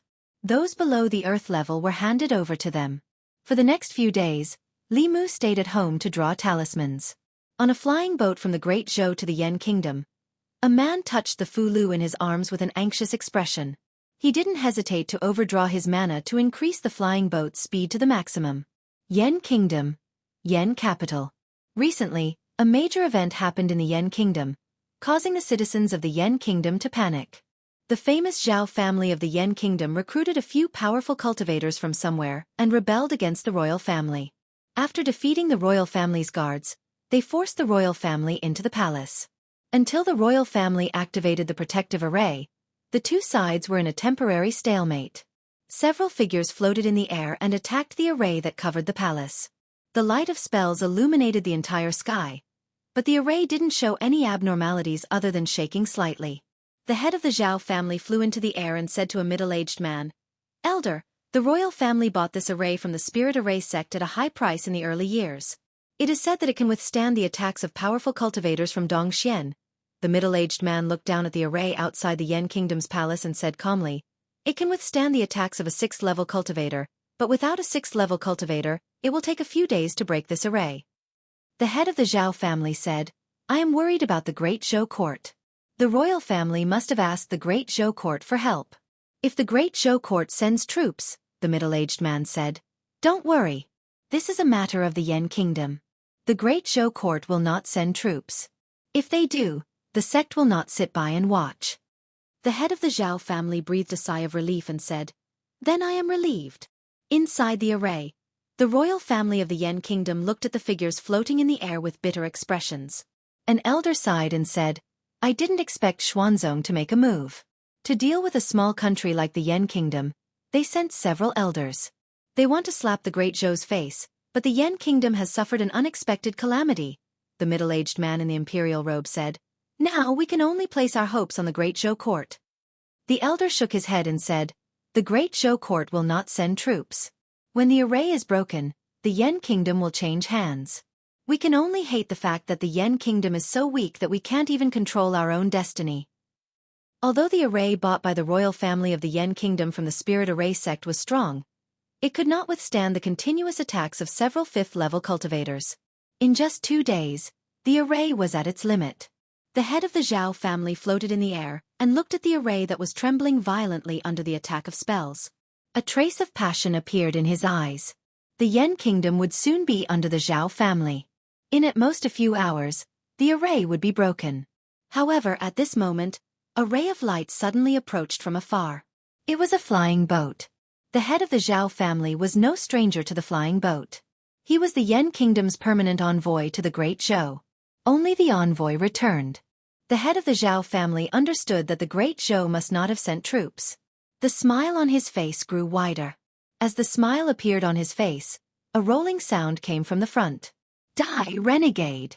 The envoy stood at the bow of the boat and threw out a few Fulu notes. Suddenly, several figures in golden armor appeared in the air.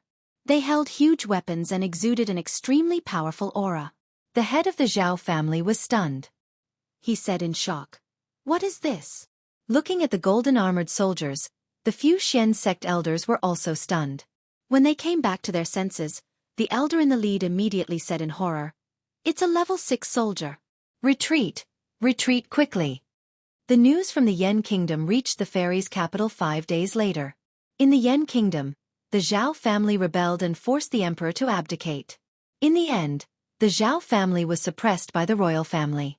Because of the serious crime of rebellion, the entire Zhao family was executed. Only the son, Zhao Chengyuan, who was in Xuanzong, escaped.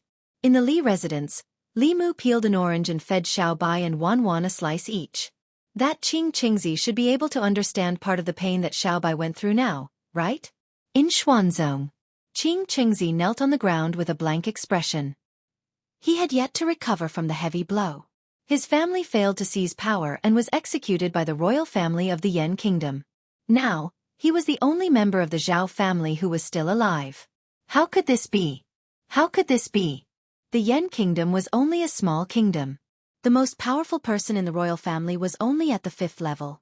This time, the sect directly sent 5 5th-level elders. How could this fail? How could his family die? Dao Chengzi's face darkened. He asked, "What happened?"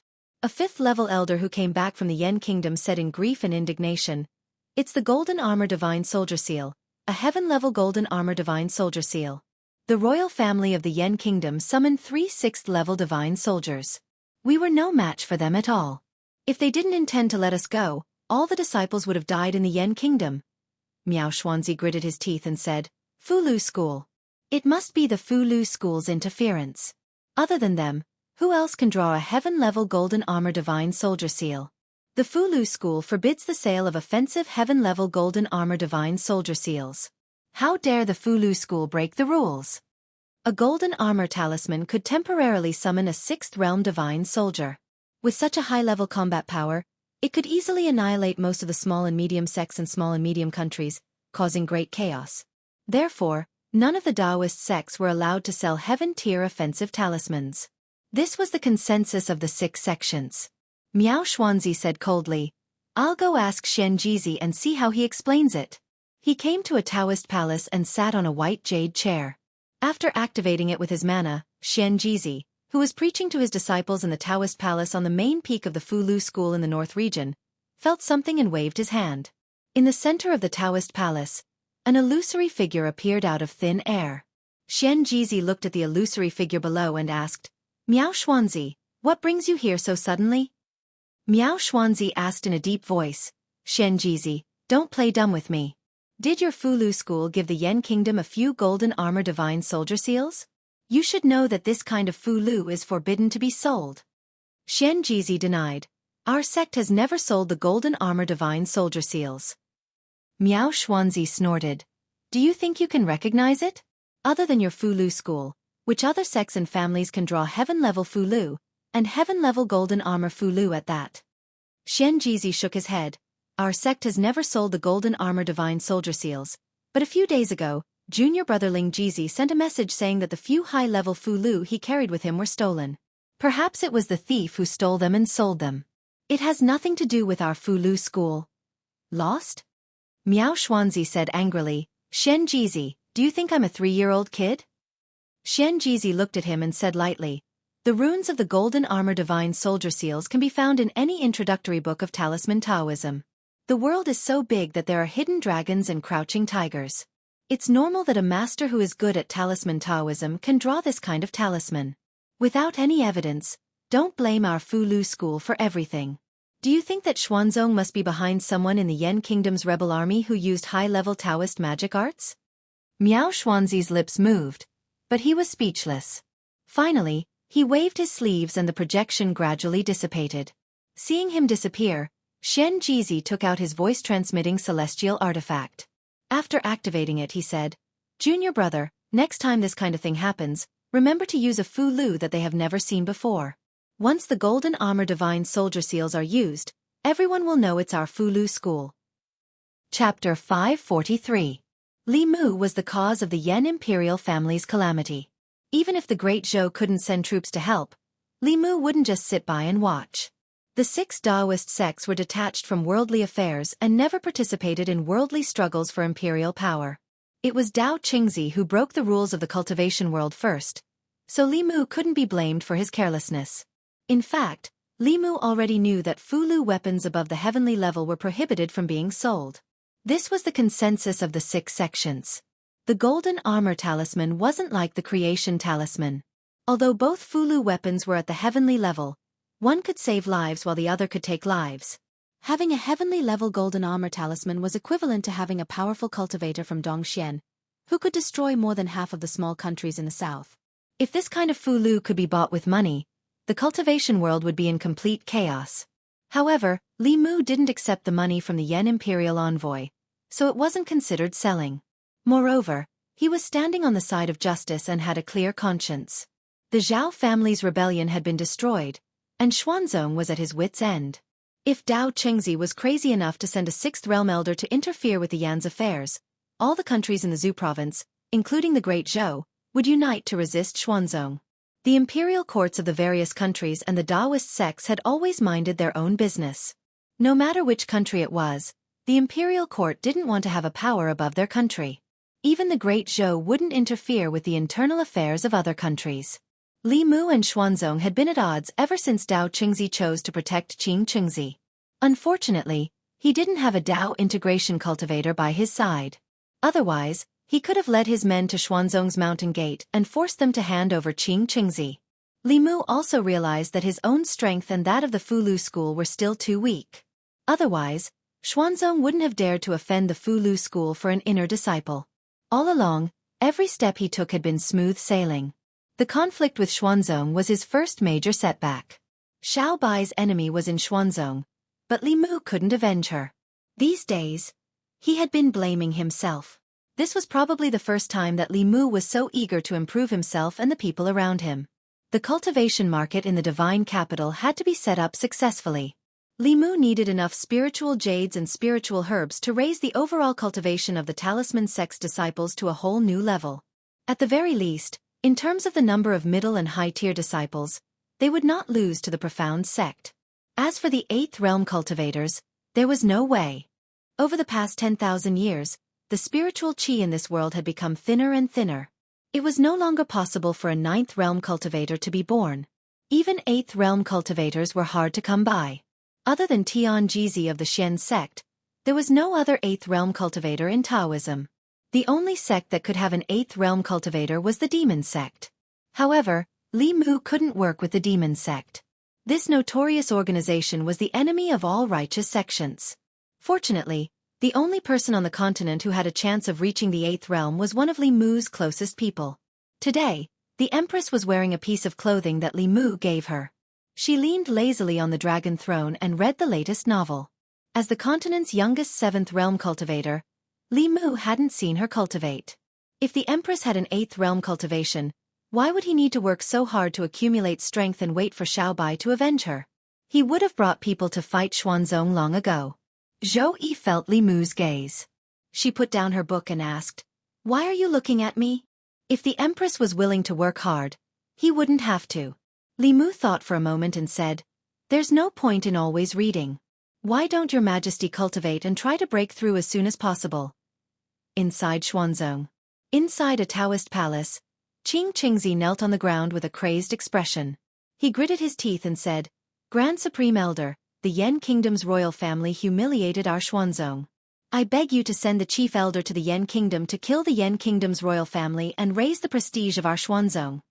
Dao Chengzi glanced at him and said, take him away and make him face the wall for 10 years. He's not allowed to step out of Discipline Peak for 10 years. Qing Qingzi was obviously crazy. If he killed the Yan Kingdom's royal family, Xuanzong would become the most powerful sect of the evil Dao. This was not what Dao Chengzi wanted. The fourth-generation core disciples in the palace watched Qing Qingzi being taken away. Qing Xuanzi's face was even paler than Qing Qingzi's. He was glad that he didn't fight Li Mu to the death. Otherwise, he would have been the crazy one. Dao Chengzi sat on the main seat. He closed his eyes and said, you can all leave. The disciples bowed and left the Taoist palace. When Dao Chengzi was the only one left in the palace, the door of the Taoist palace slowly closed. Darkness shrouded Dao Chengzi. At this moment, a voice suddenly sounded in Dao Chengzi's ears. Are you angry and unwilling to accept this? Dao Chengzi's expression changed. He shouted, who is it? Come out. He scanned with his divine will but didn't find a second aura. At this moment, the voice sounded again. Don't look for me. I'm in your heart. You're me and I'm you. Dao Chengzi had cultivated for more than 100 years. He knew what he had encountered. Even with his cultivation and temperament, his face couldn't help but turn pale. The voice continued, I know you're angry and unwilling to accept this. Among all the disciples, you're the most talented. You were the first to reach the creation realm, the first to step into Dongxian, and the first to transcend. However, your biased master still passed the position of sect master to someone else. You thought that if you were the sect master, Xuanzong would have been better than it is now. The voice laughed. However, when you took control of Xuanzong, you realized that things weren't like that. As the Grand Supreme Elder, you were humiliated by a fifth realm junior in front of countless cultivators on the Zhu continent. Xuanzong's dojo was taken away, the outer sect disciples were expelled, and the inner sect disciples were ostracized by the demon race. You're in charge of the strongest sect in the Zhu province, but you can't even do anything about a small country. Your life is a joke. Dao Chengzi's eyes were bloodshot. He said furiously, shut up. I'm the Grand Supreme Elder of Xuanzong, a seventh realm cultivator. I'm second only to one person and above millions. The voice laughed even louder. Do you believe what you're saying? If you don't think you're a joke, why would I appear? Even if you have everything you want now, you can't even do anything to a junior. Isn't this a joke? Shut up, shut up, shut up. In the Holy Ji Palace at the highest point of the Xian sect, angry roars could be heard. Countless disciples of the Xian sect looked up and were terrified. They did not know why the Grand Elder was so angry. When the headmaster was here, such a situation had never happened. They didn't know when the sect master would return. They really didn't know what kind of path the Grand Supreme Elder would make Xuanzong walk on.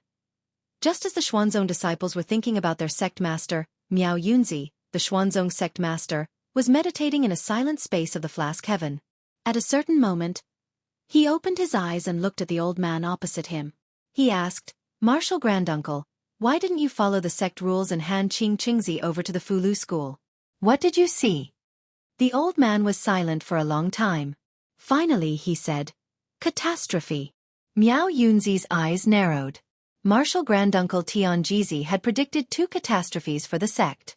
If it weren't for his warning and the sect being prepared, Xuanzong would have already been destroyed by the demon Dao. It was because of this that the Xuanzong disciples trusted him so much. Miao Yunzi took a deep breath and asked, what kind of catastrophe?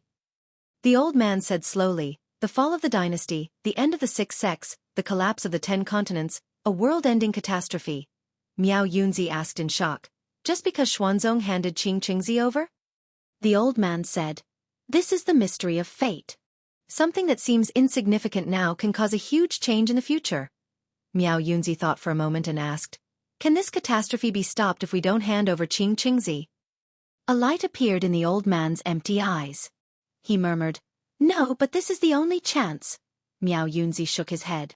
"Disciple still can't imagine." The old man smiled. "I can't imagine either. Cultivate well. Fortune can be a disaster. Disaster can be a blessing. No one can say for sure. It's a catastrophe, but it's also an opportunity." Chapter 544. In the sky above the divine capital, in the 9 heavens squall layer, Li Mu sat cross-legged in the air with his upper body naked, allowing the biting cold squall to blow on his body. After using the squall to train his physical body for a while, he used his magic to prop up a shield and continued to fly upwards. Flying past Shangguan Li, Li Mu continued to fly upwards. A trace of defiance flashed through Shangguan Li's eyes. After moving upwards for a distance with difficulty, she fell several meters under the huge pressure and landed back at her original position. Knowing that Li Mu's cultivation had far surpassed hers, she could only sit cross-legged where she was obediently. Before Li Mu started cultivating, she had already reached the 5th level with the help of the Empress. Now, Li Mu was only 1 step away from the 6th level, and she was still stuck at the 5th level. Sighing softly in her heart, Shangguan Li closed her eyes and continued to channel her magic, enduring the huge pressure brought by the squall. Li Mu floated several meters above Shangguan Li and sat cross-legged again. This was about the limit of his magic power. He looked up and saw another figure sitting cross-legged in the distance. After Xuanzong was taught a lesson, Li Mu deliberately realized his own slack. If he could use half of the time he usually spent fooling around and flirting to cultivate, he might not be so passive when he encountered similar situations again. Not only did Li Mu become diligent, but he also pulled the Empress to cultivate with him. Refining his body for 2 hours, tempering his magic power for 2 hours, practicing painting for 2 hours, writing talismans, and dealing with political affairs. He spent 12 hours with the Empress every day. The remaining 12 hours besides sleeping, were spent with his family and learning dragon language from Cheng Xin. Strictly speaking, sleeping was also considered cultivation. The speed of dual cultivation, especially Li Mu and Lu Hanyan's, was far faster than guiding and cultivating qi. Unfortunately, Li Mu's cultivation seemed to have encountered a bottleneck. No matter how hard he tried, he couldn't see any hope of breaking through. Going from Zhao Hua to Dongxian was the first natural chasm on the path of cultivation. Other than hard work in cultivation to a certain extent, it also depended on luck. If the luck was there, one could break through the realm. If the luck was not there, one could be trapped for life. In addition to breaking through to the next realm, Li Mu was faced with another problem. Outside of Luoyang, the largest cultivation market on the Zhu continent was being built quickly. When the time came, thousands of cultivators from all over the Zhu continent would come to collect their fulu.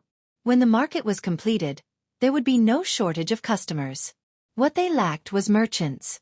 A market that could accommodate hundreds of shops couldn't just have one fulu pavilion.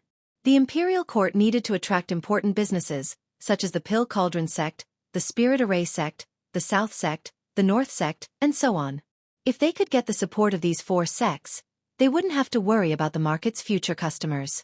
The problem was that the Great Zhou court was obviously making an enemy out of Xuanzong. The Fulu school and Xuanzong had shed all pretense of cordiality, but the other sects hadn't. After all, the Taoist sects were one family. They couldn't help outsiders against their own family for a little benefit, even if the imperial court took 20% less of their profits than Xuanzong. If they couldn't convince these 4 sects, then the market that was about to be built in Luoyang would be a joke. Li Mu didn't have any relationship with these 4 sects, nor did he have such great influence.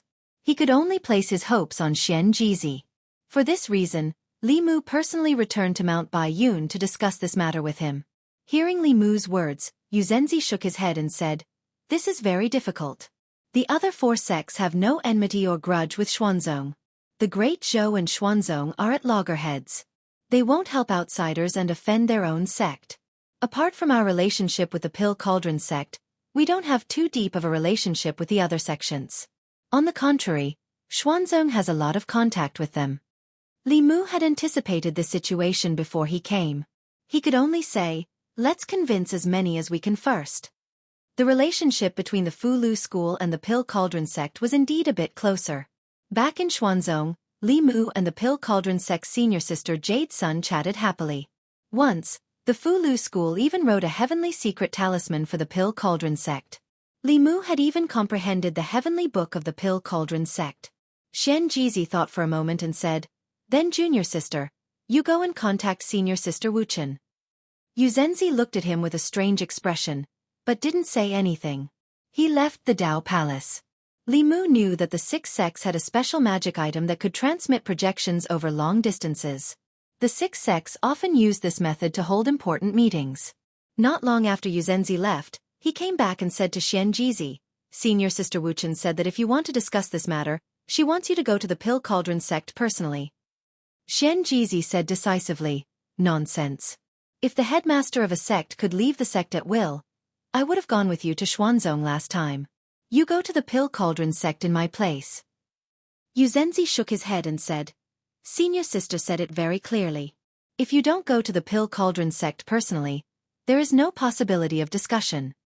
Li Mu instinctively felt that there was something hidden in this matter. Xian Jizi seemed to be very resistant to going to the Pill Cauldron sect. Before he could ask, Grand Elder Tianyangzi walked in from outside and said to Xian Jizi, "You go. In the past, we two old fellows weren't here. Now that we two old fellows have returned, even if you leave the sect for a year and a half, nothing will happen." Xian Jizi still wanted to say something, but Grand Elder continued, "Our Fulu school and Xuanzong have already reached this point. As the headmaster, you should think more about the sect."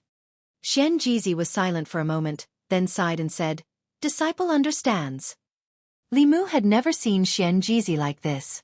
Seeing him leave with a heavy heart, Li Mu was suspicious. He asked Yu Zhenzi, "What happened to senior brother?" Yu Zhenzi shook his head and said helplessly, "Because the Pill Cauldron sect's senior sister Yu Zhenzi likes senior brother, and senior brother wholeheartedly wants to revitalize the sect. He doesn't want to be burdened by love affairs. Senior sister Yu Zhenzi's talent is outstanding, but because of this, she is unable to transcend." Li Mu finally understood why when he and Xuanzong had a conflict, Xian Jizi got the news from Yu Zhenzi. However, to be honest, love affairs will indeed affect cultivation and the revitalization of the sect. If one only knew how to talk about love every day, how could one have time to cultivate? How could one have time to plan the future of the sect? No one knew this better than Li Mu. Being immersed in the land of warmth and tenderness all day will greatly breed laziness. Perhaps the Pill Cauldron sect wanted to facilitate the two of them to become Dao companions. Li Mu didn't know whether Xian Jizi didn't like Yu Zhenzi or was worried about the sect. If it was the former, then Li Mu also didn't want him to sacrifice himself for the sect. Feelings can't be forced. After all, Xian Jizi wasn't a lecherous person like Li Mu. Forcing him to spend his life with a woman he didn't like was rather too cruel. Li Mu walked out of the Dao Palace and saw Xian Jizi standing alone at the edge of a distant cliff. The mountain wind blew his Dao robe, making this figure appear particularly lonely. Li Mu walked to the edge of the cliff and said, "Regarding senior apprentice sister Yu Zhenzi, what does senior apprentice brother think in your heart?" Xian Jizi said deeply, "Before master's lifespan ended, he gave the Fulu school to me. What I bear is not a love affair, but the rise and fall of the sect. As the headmaster, I must live up to the responsibility on my shoulders, live up to master's dying wishes, live up to the ancestors of the Fulu school, and revitalize the sect." Standing together with Xian Jizi, Li Mu suddenly felt somewhat ashamed. He was also a disciple of the Fulu school and the future headmaster, but he didn't have the same sense of responsibility and mission as Xian Jizi. He never took the initiative to think about doing anything for the Fulu school. To strengthen the sect, to fulfill the wishes of the ancestors, to make the Fulu school the #1 sect of the Dao. For someone like him who controlled countless resources, this clearly wasn't too difficult a matter. Li Mu took a deep breath, and in his heart he strengthened a certain belief. He looked at Xian Jizi and said, "If senior apprentice brother trusts me, then hand the sect over to me. I will do my best to revitalize the Fulu school." Xian Jizi suddenly turned around and walked towards the Dao Palace in large strides. He said, "Senior apprentice brother, change your clothes. You also prepare to go to the Pill Cauldron school. Immediately, immediately." Li Mu stood in the mountain wind, looking at Xian Jizi's back as he left with large strides. His expression was somewhat chaotic. Chapter 545. Li Mu suspected that he had fallen into Xian Jizi's trap. It wasn't the first time he wanted to be a headmaster who didn't do anything. When he saw Xian Jizi driving the spirit boat towards the Danding sect at the fastest speed, he was even more certain of this idea. He was still too inexperienced and had accidentally fallen into the trap of these old foxes. But this time, Li Mu was willing to fall into the trap. He wanted to make Fulu School the #1 sect in the world, not to be above everyone like Xuanzong, but to not be bullied by anyone or any power. The Danding sect was located in the Liang state in the south of the Zhou continent. Although the Central Plains was vast and had more believers, the Central Dynasty was also very powerful. Successive dynasties were very wary of cultivation sections. Therefore, Fulu School was in the far north, Xuanzong was in the far east, and the other 4 Taoist sects chose to establish their orthodoxy in the small southern countries. Liang State, Mount Jiuhua, Danding sect's ancestral court. On this trip to Mount Jiuhua, Li Mu and Yu Zhenzi were also accompanying sect master Xian Jizi. The flying boat passed through the Danding sect's mountain gate and landed directly on the main peak. Li Mu had just seen from the sky that there were neat medicinal fields on each peak of Mount Jiuhua. The Danding sect started out by refining pills and relied more on spiritual herbs than Fulu School. Since the establishment of the sect, they had been growing all kinds of spiritual herbs. In the square in front of the Taoist palace in the center of the main peak, many Danding sect disciples bowed to them. Li Mu followed Xian Jizi into the main peak's Taoist palace and saw several figures when he looked up. Most of the disciples of the Danding sect were female cultivators, and they were all good at maintaining their beauty. The elders didn't look much different from young women. Several female elders stood behind a woman who looked slightly older. That woman wore a crown on her head. She was the headmaster of the Danding sect, Wuxia. Jade Sun stood behind Wuxia. Ever since the 3 of them entered the Taoist palace, her gaze never left Xian Jizi. Xian Jizi cupped his fists at Wuxia and smiled. It's been a long time since we last met. Senior sister's cultivation has become even more profound. Wuxia coldly looked at him and got straight to the point. Xian Jizi, today I can clearly tell you that if you want the Pill Cauldron sect to help you, you must become Dao companions with junior sister Jade Sun. Otherwise, you should hurry back to where you came from. Jade Sun grabbed Wuxinzi's hand and begged, Senior sister, don't do this. Wuxinzi turned around and glared at her saying, You're not allowed to talk. Xian Jizi smiled and said, That's why I came today. He looked at Jade Sun and slowly extended his hand, asking in a soft voice, Junior sister Jade Sun, are you willing to become my Dao companion? They didn't expect Xian Jizi to be so straightforward. Wuxinzi and the elders of the Danding school looked at Xian Jizi in astonishment. Jade Sun Zi was stunned for a moment. Even the strongest man in Dongxian couldn't control his emotions and 2 lines of clear tears flowed down his cheeks. Xian Jizi reached out his hand and gently wiped her tears, saying, It's my fault for making you wait for so long. Seeing this scene, Li Mu, Yu Zhenzi, and the people of the Danding school tactfully withdrew from the Dao palace, leaving the space for the 2 of them. The lovers finally got married. This was something that made everyone happy and joyful. The elder of the Danding school became the wife of the headmaster of the Fulu school. The 2 schools were as close as a family.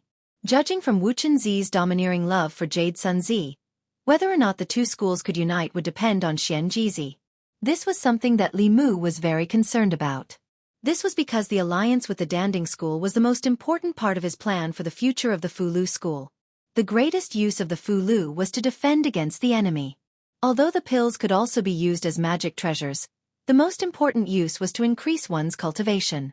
If the 2 schools could work together, one would be in charge of external affairs and the other would be in charge of internal affairs.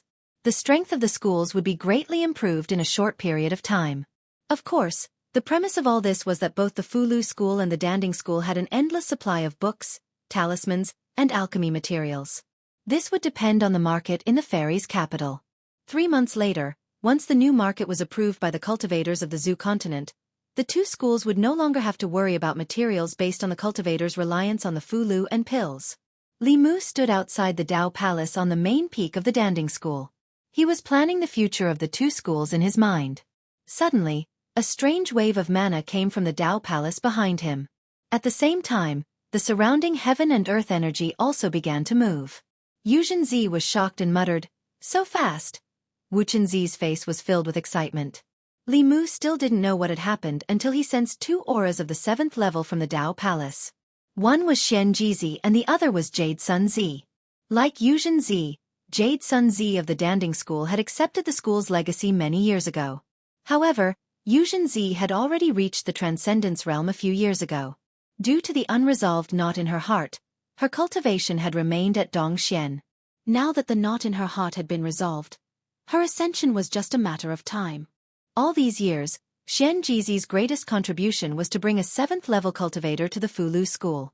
Including the 2 Grand Supreme Elders, the number of 7th-level cultivators in the Fulu school had caught up to Xuanzong for the time being. Yuzhen Zi saluted Sect Master Wuchen Zi and smiled. "Congratulations, senior sister. The Danding School has another Transcendence Realm cultivator." Wuchen Zi glanced at the Dao Palace and said, "I'm afraid I should be the one congratulating the Fulu school." Li Mu smiled and said, "The Fulu Danding School and Fulu School are as close as a family. Congratulations to you, congratulations to you." Wuchen Zi looked at him and said, "This must be junior brother Ling Jizi who caused a ruckus in Xuanzong, right?" Xian Jizi was the main character in this trip to the Danding School. Li Mu didn't have the time to introduce himself. He saluted and said, "Ling Jizi greets senior sister Wuchen Zi." Wuchen Zi said, "Junior brother Ling Jizi is extremely talented and courageous. No wonder the 2 martial uncles of the Fulu school think so highly of you." Just as she finished speaking, 2 figures walked out of the Dao Palace hand in hand. Jade Sun Zi's aura was completely different from before. She held Xian Jizi's hand tightly with a shy look on her face. She was already a few decades old, but she still looked like a little girl who had just experienced her first awakening of love. Wuchen Zi glanced at Xian Jizi and went straight to the point. Yuzhen Zi said that the Danding School should open a Danding Pavilion in the Great Zhou Shindu. Xian Jizi only smiled and said, "Senior sister and junior brother Ling Jizi can discuss this matter." With that, he held Jade Sun Zi's hand and the 2 disappeared into the clouds. Wuchen Zi looked at Li Mu and was slightly shocked. She knew that Ling Jizi was valued in the Fulu school, but she didn't expect him to be valued to this extent. Xian Jizi clearly thought of him as the next headmaster of the Fulu school, and a future headmaster who would be in charge from now on. She glanced at Li Mu and said, "Come with me." Li Mu and her walked into the Dao Palace. Wuchen Zi walked to the center of the hall before turning around and asking, "Do you know that what you are about to do will cause the Fulu school and Xuanzong to have no room for negotiation?" Li Mu smiled and said, "Is there a way to turn things around now?" The 3 transcendent experts of the Fulu school caused trouble in Xuanzong. Li Mu made Xuanzong's Grand Elder lose face in front of countless cultivators of the Zhu continent. The Empress expelled the Fulu school's outer disciples and used their training grounds to raise livestock. There was no room for negotiation between them and Xuanzong. Wuchen Zi didn't ask any further and said, "Xian Jizi asked you to discuss with me, which means that you alone can take charge of the Fulu school. Since you have decided, I won't try to persuade you anymore. From now on, the Fulu Danding School is a family. If you need the Danding School to do anything, just tell me." Wuchen Zi was the head of the Danding School. If she could say these words, it meant that the Danding School had chosen to stand with the Fulu school in the face of Xuanzong. Li Mu pondered for a moment and then looked at her and said, "This matter isn't urgent. Today is the day that senior brother Xian Jizi and senior sister Jade Sun become Dao companions. Junior brother has a gift for the Danding School." He extended his hand and a jade slip appeared in his palm. He handed the jade slip to Wuchen Zi with both hands. Wuchen Zi took it and inadvertently scanned it with her divine sense. Her expression completely froze. She suddenly looked at Li Mu and said in shock, "This?" Li Mu smiled and said, "This is a small gift. It's not enough to show my respect." Chapter 546. Li Mu had comprehended the heavenly book of the Danding School a long time ago. The reason why he didn't take it out before was because he was a disciple of the Fulu school. Of course, he didn't want other schools to grow stronger. But now, the Danding School and the Fulu school were like family. He didn't need to hide these things anymore. His opponent was the Xian sect, the #1 sect of Taoism, which was filled with powerful cultivators. Only when the Talisman sect and the Elixir sect were strong enough would he have more chips in his hands to fight against the Xian sect in the future. Wuchen Zi looked at the jade slip in her hand. It was as light as a feather, but also as heavy as 10,000 pounds. The Danding School's knowledge of alchemy was passed down to this day. Part of it came from the heavenly book, while the other part came from the enlightenment of the seniors of the school over thousands of years. This was the foundation of the Danding School. The jade slip wasn't big, but the information in it was extremely rich. It contained all the knowledge of alchemy that the Danding School's disciples had comprehended from the heavenly book. There were also countless prescriptions, alchemy notes, and enlightenment that she had never seen before. The Danding School had the hope of reaching the top of Taoism in a limited time if they obtained this item. Was this the small gift that Ling Jizi had mentioned? The small gift he had mentioned was the road to prosperity for the Danding School. She had thought that the Fulu School would benefit from the marriage of her junior sister and Xian Jizi. She hadn't expected that the Danding School would benefit the most. Even someone as calm as Wu Chunzi couldn't help but tremble as she held the jade slip. She pursed her lips and looked at Li Mu. Junior brother, I'm afraid the Pill Cauldron sect won't be able to repay such a generous gift. Li Mu smiled again and interrupted her, saying, Senior sister, you're treating me as an outsider. Our two sects are as close as a family. Senior sister, you even offended Xuanzong for us. This is nothing. Mount Jiuhua. On the main peak of the Danding School, the sound of bells suddenly rang. The bell tolled 9 times. At first, the disciples didn't pay much attention to it, but when the 9th bell tolled, all of the disciples and elders in the Pill Cauldron sect stopped what they were doing and hurried toward the main peak, with the exception of the elders who were at a critical juncture in their pill concocting. The sky around the main peak was filled with figures flying in the air. Everyone stood on the dojo in front of the main peak according to their seniority. The 9 chimes of the bell meant that all the disciples in the sect were being summoned. Something important must have happened in the sect, or the sect leader had something important to announce. Wu Chunzi walked out of the Holy Ji Palace. All the disciples bowed and said, Greetings, headmaster. Wu Chunzi stood in front of the Dao Palace and slowly announced, Just now, Elder Jade's son has transcended. What? Elder Jade's son has finally advanced. With that, our sect will have 4 7th realms. Xuanzong only has 5 7th realms. Aren't we very close to Xuanzong? Everyone in the dojo heard the news. Whether they were low-level disciples or elders, they immediately jumped for joy. The Danding School only had 3 7th realms in the past. The 2 Grand Supreme Elders were nearing the end of their lifespans.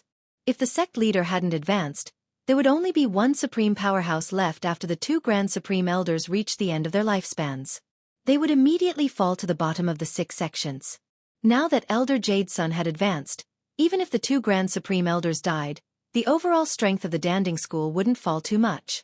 Wu Chunzi raised her hand, and the dojo quieted down again. She looked at the disciples of the Danding School and continued, There's one more thing.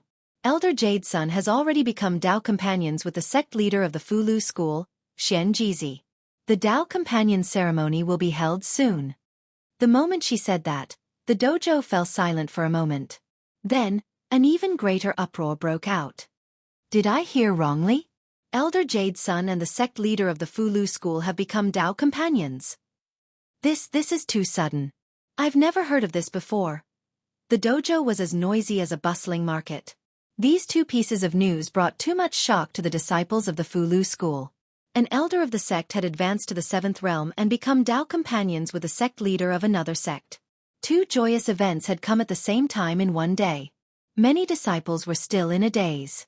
After announcing these 2 major events, Wu Chunzi gave them some time to digest the news. She spoke again, Peak heads, follow me in for a discussion. For this discussion, Wu Chunzi and the Peak heads discussed for 3 whole days. The disciples of the Danding School didn't know what the Peak heads and the sect leader were discussing. However, after 3 days, the Peak heads finished their discussion and returned to their peaks to warn the disciples. Elder Jade's son was about to become Dao companions with the sect leader of the Fulu School. From then on, the Danding School and the Fulu School would be as close as one family. The disciples of the Danding School had to help each other in the future. They had to treat the Fulu School disciples the same way they treated their own disciples. Their 7th realm elder and the sect leader of another sect had become Dao companions. If the disciples of the 2 sects still held grudges against each other, they would lose face for their own sections. There was no need for the Peak heads to warn them about these things. At this time in the Taoist palace on the main peak, Wu Chunzi said to a Peak head, Hang Yangzi, go down the mountain personally and pay a visit to the imperial family of the state of Liang and the sects and aristocratic families of the state of Liang that are on good terms with us. Ask them if they have any intention of setting up a shop in the great Zhou's Shendu. Li Mu knew very well that the ask that Wu Chunzi spoke of was definitely not just asking. Although they were both part of the 6 great Taoist sects, the Danding sect's position in the state of Liang was completely different from the Fulu school and Xuanzong's position in the Great Zhou. Without the Fulu school and Xuanzong, the Great Zhou was still the most powerful country in the Zhou province. Without the Danding sect, the state of Liang was reduced to the bottom of the southern countries, not much stronger than the state of Yan and other small countries. As long as the Danding sect spoke, the imperial family of the state of Liang and all the sects and aristocratic families, big and small, would definitely give them face. Li Mu cupped his hands towards Wu Chenzi and said, "Thank you, senior sister." Wu Chenzi smiled and said, "2 sects and 1 family, this is how it should be." This time, Li Mu stayed at the Danding sect for longer than expected. The main reason was that Xian Jizi didn't want to go back. He and Jade Sun were nowhere to be seen all day long. No one knew where they were going to be lovey-dovey. Added together, they were almost 200 years old. Now was the first spring, but their spirits were no less than those of young people. However, Li Mu couldn't stay here any longer. The support of the Danding sect was not enough. He still had to find a way to obtain the support of other powers. When Li Mu was about to leave, the space around him fluctuated. Xian Jizi appeared beside him and asked, "Junior brother, you're leaving?" Li Mu nodded and said, "I'm going to the Yao country." The other 3 sects had no other choice. They could only use the Chenhu country to make up the numbers. There was no Yao country, but it was rich in spiritual medicine and minerals. These were resources that the cultivation world of the Zhou continent lacked. It wasn't easy for Li Mu to come out, so he wanted to see Huan Ji again. He didn't want her to think that Li Mu had forgotten about her after putting on his clothes. Before leaving, Li Mu didn't give up and asked Xian Jizi, "Senior brother, do you have any junior sisters or senior sisters in the Spirit Formation sect, South sect, and North sect?" Xian Jizi glanced at him and said, "Do you think I'm like you, having lovers everywhere?" Li Mu did not like to hear these words. If it were not for the fact that he had connections everywhere, where would the heavenly secret talismans that had been used to extend the lives of the 2 grand elders had come from? Regardless of whether it was the Empress or Huan Ji, they would not have given him face as the leader of the talisman puppet sect. The 2 grand elders would probably have already passed on their transcendence powers by now, riding on cranes to the west. Li Mu waved his hand and said, "I'm leaving." He flew up and headed north. However, as soon as he left Mount Jiuhua, a ray of light flew past him. It didn't stop at all and headed straight for the Danding sect. Li Mu stopped and looked back at the figure in the ray of light. From the speed and aura of that person, it was a cultivator from Dongxian. A 6th-level cultivator was rushing to the Danding sect. He didn't know why. He had already told Huan Ji that he was going to the Yao country. He didn't want to think about it anymore and continued to fly north. Mount Jiuhua. A ray of light shot from the distance and landed on the main peak. Wu Chenzi walked out from the Dao Palace and looked at a man.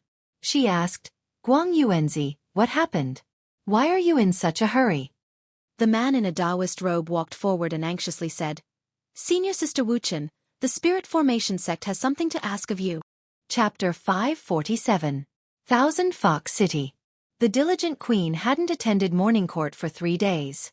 It was almost noon when Li Mu woke up from the bed in the harem. Phantom Princess was still sleeping soundly in his arms. The 6-tailed fox demon's seductive skills were irresistible. He had been trapped in the fox's seductive attacks for 3 days and 3 nights. However, Li Mu didn't forget that he was here for serious business. He couldn't indulge himself like this anymore. Li Mu decided to keep a distance from this seductive body for the time being. Phantom Princess suddenly turned over and pressed her soft body tightly against his.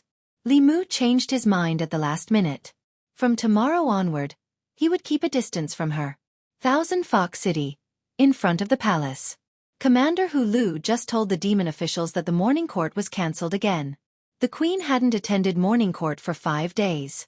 The demon officials could only return to their offices. At this time, Li Mu wasn't sleeping in the bed in the harem. Instead, he was making jade slips. He gave Phantom Princess the heavenly book of the demon race to recruit the big and small demon races. However, it was too difficult for them to comprehend it on their own. Many demons couldn't comprehend anything at all. Li Mu simply engraved the contents of the heavenly book on a jade slip like he did with the Pill Cauldron sect. He asked her to teach it according to the demon race that submitted to her. As for the heavenly book of the fox race, Li Mu had already given it to her. The lesson he learned from Xuanzong last time reminded Li Mu that he couldn't be strong alone. He also needed reliable helpers and a strong alliance behind him. In the future, he should supervise the queen's cultivation more. When she reached the 8th level, Li Mu could do whatever he wanted in the 10 continents and 3 islands. There was also Phantom Princess. The Heavenly Fox race was one of the top races. They weren't inferior to the dragon race. It wasn't good for her to indulge in beauty all day long. Li Mu walked to the bed and patted her smooth body. Wake up. It's time to cultivate. Hulu had already made arrangements for the Qianhu Kingdom to open a store in the divine capital. Aside from spiritual herbs, the Yao Kingdom also had some specialties that human cultivators urgently needed. For example, the silk of the Silkworm Demon clan was a material used to make immortal garments. If sold to the imperial court or the northern faction, they could be refined into immortal garments with defensive capabilities. This kind of clothing was extremely popular in the cultivation world. Hulu had already informed the Silkworm Demon clan to provide some silk every once in a while. Of course, the Silkworm Demon clan's treatment here would also be greatly improved. When Li Mu was inscribing the jade slip, Huan Ji was lying on top of him. Li Mu wanted her to cultivate, but she said that after he left, she would have plenty of time to cultivate. Li Mu could only let her be. After all, he did not have many opportunities to come to the Yao nation. Huan Ji hugged him from behind and rested her head on Li Mu's shoulder. Sometimes she would blow on his neck and sometimes she would kiss him on the cheek. She was completely a clingy little fairy. Suddenly, there was a sound of vibration in the storage space. Feeling the soft body lying on his back, Li Mu felt an inexplicable sense of guilt. When he discovered that it was not the Empress who was transmitting her voice, but rather the Talisman Sect's sound-transmitting magical tool, he was slightly relieved. Li Mu did not hide from Huan Ji. After activating the artifact, he asked, "Senior brother, what is it?" Xian Jizi's voice was serious. "Junior brother, do you have 7 heart flowers and profound heart grass that are over 500 years old?" 7 heart flowers and profound heart grass were not particularly precious spiritual herbs, but anything over 500 years old, even if it was just a stalk of green foxtail grass, was worth a lot. In Li Mu's memory, there was only one kind of pill that required both of these herbs. It was a type of pill called Demon Suppression Pill. It was used by cultivators to suppress their inner demons. Li Mu asked, "What happened?" Xian Jizi said with a heavy tone, "A Grand Elder of the Spirit Array sect failed to break through and was invaded by his inner demons. It affected his mind and almost caused a disaster. Fortunately, the sect master and another Grand Elder were at the sect at the time. Using the mountain protecting formation, they worked together to control him. However, they also suffered heavy injuries. The people of the Spirit Array sect came to the Pill Cauldron sect to ask for a demon suppression pill. The Pill Cauldron sect lacks these 2 herbs." Li Mu understood the demon suppression pill, so he was very clear that the key to this matter was not the 7 heart flowers and profound heart grass. Although the demon suppression pill could be at least a mystic level pill, the demon suppression pill needed to be at least a saint level pill to be effective on a Grand Elder of the Spirit Array sect in the 7th realm. Refining a saint level pill was as difficult as writing a saint level Fulu. Not to mention the Pill Cauldron sect, even Li Mu himself might not be able to refine it. He could only say to Xian Jizi, "I'll try my best to find it." Li Mu and Illusion Princess searched through the treasury of the Thousand Fox Nation and Illusion Princess's personal treasury. They found many 7 heart flowers and profound heart grass, but they were far less than 500 years old. Spirit herbs that were over 100 years old would emit dense spirit chi and attract cultivators, monsters, and even wild beasts. Spirit herbs that were over 100 years old were rarely found in the wild unless they were cultivated by a family or faction with hundreds or thousands of years of history. Illusion Princess thought for a moment and said, "The Thousand Fox Nation doesn't have them, but that doesn't mean the Tianlang Nation and the Black Snake Nation and Flying Bear Tribe don't have them. I'll have Hu Jiu go to their territory and ask." The Tianlang Nation and the Thousand Fox Nation had great enmity. The Black Snake Nation and the Flying Bear Tribe had no relationship with the Thousand Fox Nation. Even if they had them, they might not give them to Hu Jiu. Li Mu thought for a moment and said, "Let's go ourselves." Not long after, he brought Illusion Princess, 1 level 7 monster corpse, and 10 level 6 monster corpses to the Tianlang Nation. The Blue Wolf King and the former Monster Sect Grand Elders' corpses had been refined into monster corpses by Chen Shi and the others. The Tiger Monster was at the peak of level 6, But after it was refined, its cultivation level remained at the early stage of level 6. In the Tianlang nation, the Blue Wolf King sat cross-legged in his cave abode, cultivating with his eyes closed. He had lost his physical body in the Battle of the Thousand Fox Nation. Although he had found another one later, it was impossible for him to recover his strength within 10 years. Therefore, he had warned the Sirius clan and their subordinate demon clans to shrink their territory and avoid conflict with the Thousand Fox Nation as much as possible. He no longer dreamed of ruling the monster nation. It was already very difficult for him to keep his current territory. At a certain moment, the Blue Wolf King, who was cultivating in his cave abode, suddenly opened his eyes with an extremely frightened expression. He immediately flew out of his cave abode. Just as he flew into the sky, he saw a dozen streaks of light shooting toward him. It was a powerful aura, mixed with monster chi and corpse chi. One of the corpses was his physical body. The Blue Wolf King's expression changed drastically. He thought that the Thousand Fox Nation had come to exterminate them. Without hesitation, he turned into a streak of light and tried to escape. Without the support of the demon sect, the Tianlang Nation was no match for the Thousand Fox Nation. That human must have brought so many demonic corpses with him to kill him. The Green Wolf King didn't have any fighting spirit, but just as he was about to flee, the 7th-tier demonic corpse had already blocked his path. The other demonic corpses also quickly caught up and surrounded him. The Blue Wolf King had no hope of escaping. He looked at Li Mu and Illusion Princess with grief and indignation. He said, "My tribe has already made concessions. Do you really want to kill us all?" Li Mu only wanted to borrow 2 spirit herbs. Just as he was about to explain his intentions, the Blue Wolf King hesitated for a moment and seemed to have made a big decision. He gritted his teeth and said, "From now on, the Tianlang tribe will submit to the Heavenly Fox Nation. This way you will let me go, right?" Li Mu and Illusion Princess looked at each other. They could see the shock in each other's eyes. Although the Tianlang tribe was not as powerful as before, they were still one of the 4 major monster tribes. If the Blue Wolf King led the monster kings under him to fight to the death, the Thousand Fox Nation would have to pay a heavy price to exterminate or subdue them. That was why they had not done anything to the Tianlang tribe. This time, they really only came to borrow 2 spirit herbs. They did not expect to receive such an unexpected reward. Li Mu looked at Illusion Princess, and Illusion Princess looked at Li Mu. A cunning look flashed across their eyes. Li Mu's mind moved, and the monster corpses retreated. The Blue Wolf King was overjoyed. "You agree?"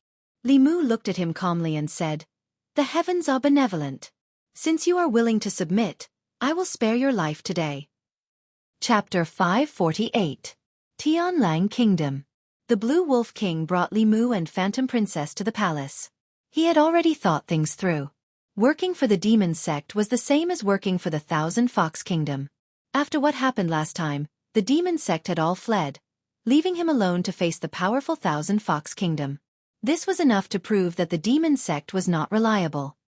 He might as well submit to the Thousand Fox Kingdom, so that he would not have to worry about this human bringing a group of powerful demon corpses to take his life every day. After thinking this through, the last bit of unhappiness in the Blue Wolf King's heart quickly disappeared without a trace.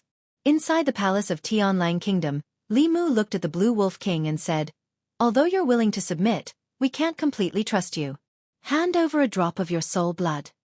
Soul blood was very important to both human and demon cultivators. The Blue Wolf King did not want to hand it over, but a wolf under someone else's roof had to bow. If he did not hand over the soul blood, it would be difficult to resolve the situation today. He hesitated for a moment, but still obediently forced out a drop of soul blood. Li Mu put away the soul blood, then said, "One more thing. Do you have 7 heart flowers and mysterious heart grass that are more than 500 years old?" The Yao Kingdom was very rich in spiritual herbs. The Blue Wolf King did not recognize the 7 heart flowers and mysterious heart grass, but spiritual herbs that were more than 100 years old could be eaten raw to increase one's spiritual power. He had collected quite a few over the years. After all, he had just submitted. In order to claim credit, he took out all the spiritual herbs in his storage space and said, "This is my many years of savings. Sir, please see if you have those 2 spiritual herbs." Li Mu looked at the spiritual herbs, his eyes shining. This old wolf's wealth was too rich. The worst of these spiritual herbs were at least 100 years old, and there was no lack of supreme spiritual herbs that were hundreds of years old. Li Mu waved his sleeve, and the spiritual herbs disappeared. The Blue Wolf King widened his eyes and looked at Li Mu. He opened his mouth and muttered, "This?" Li Mu waved his hand and said, "You don't know how to refine pills or write talismans. Leaving these things with you is purely a waste. I'll help you keep them for the time being." The Green Wolf King was filled with regret now.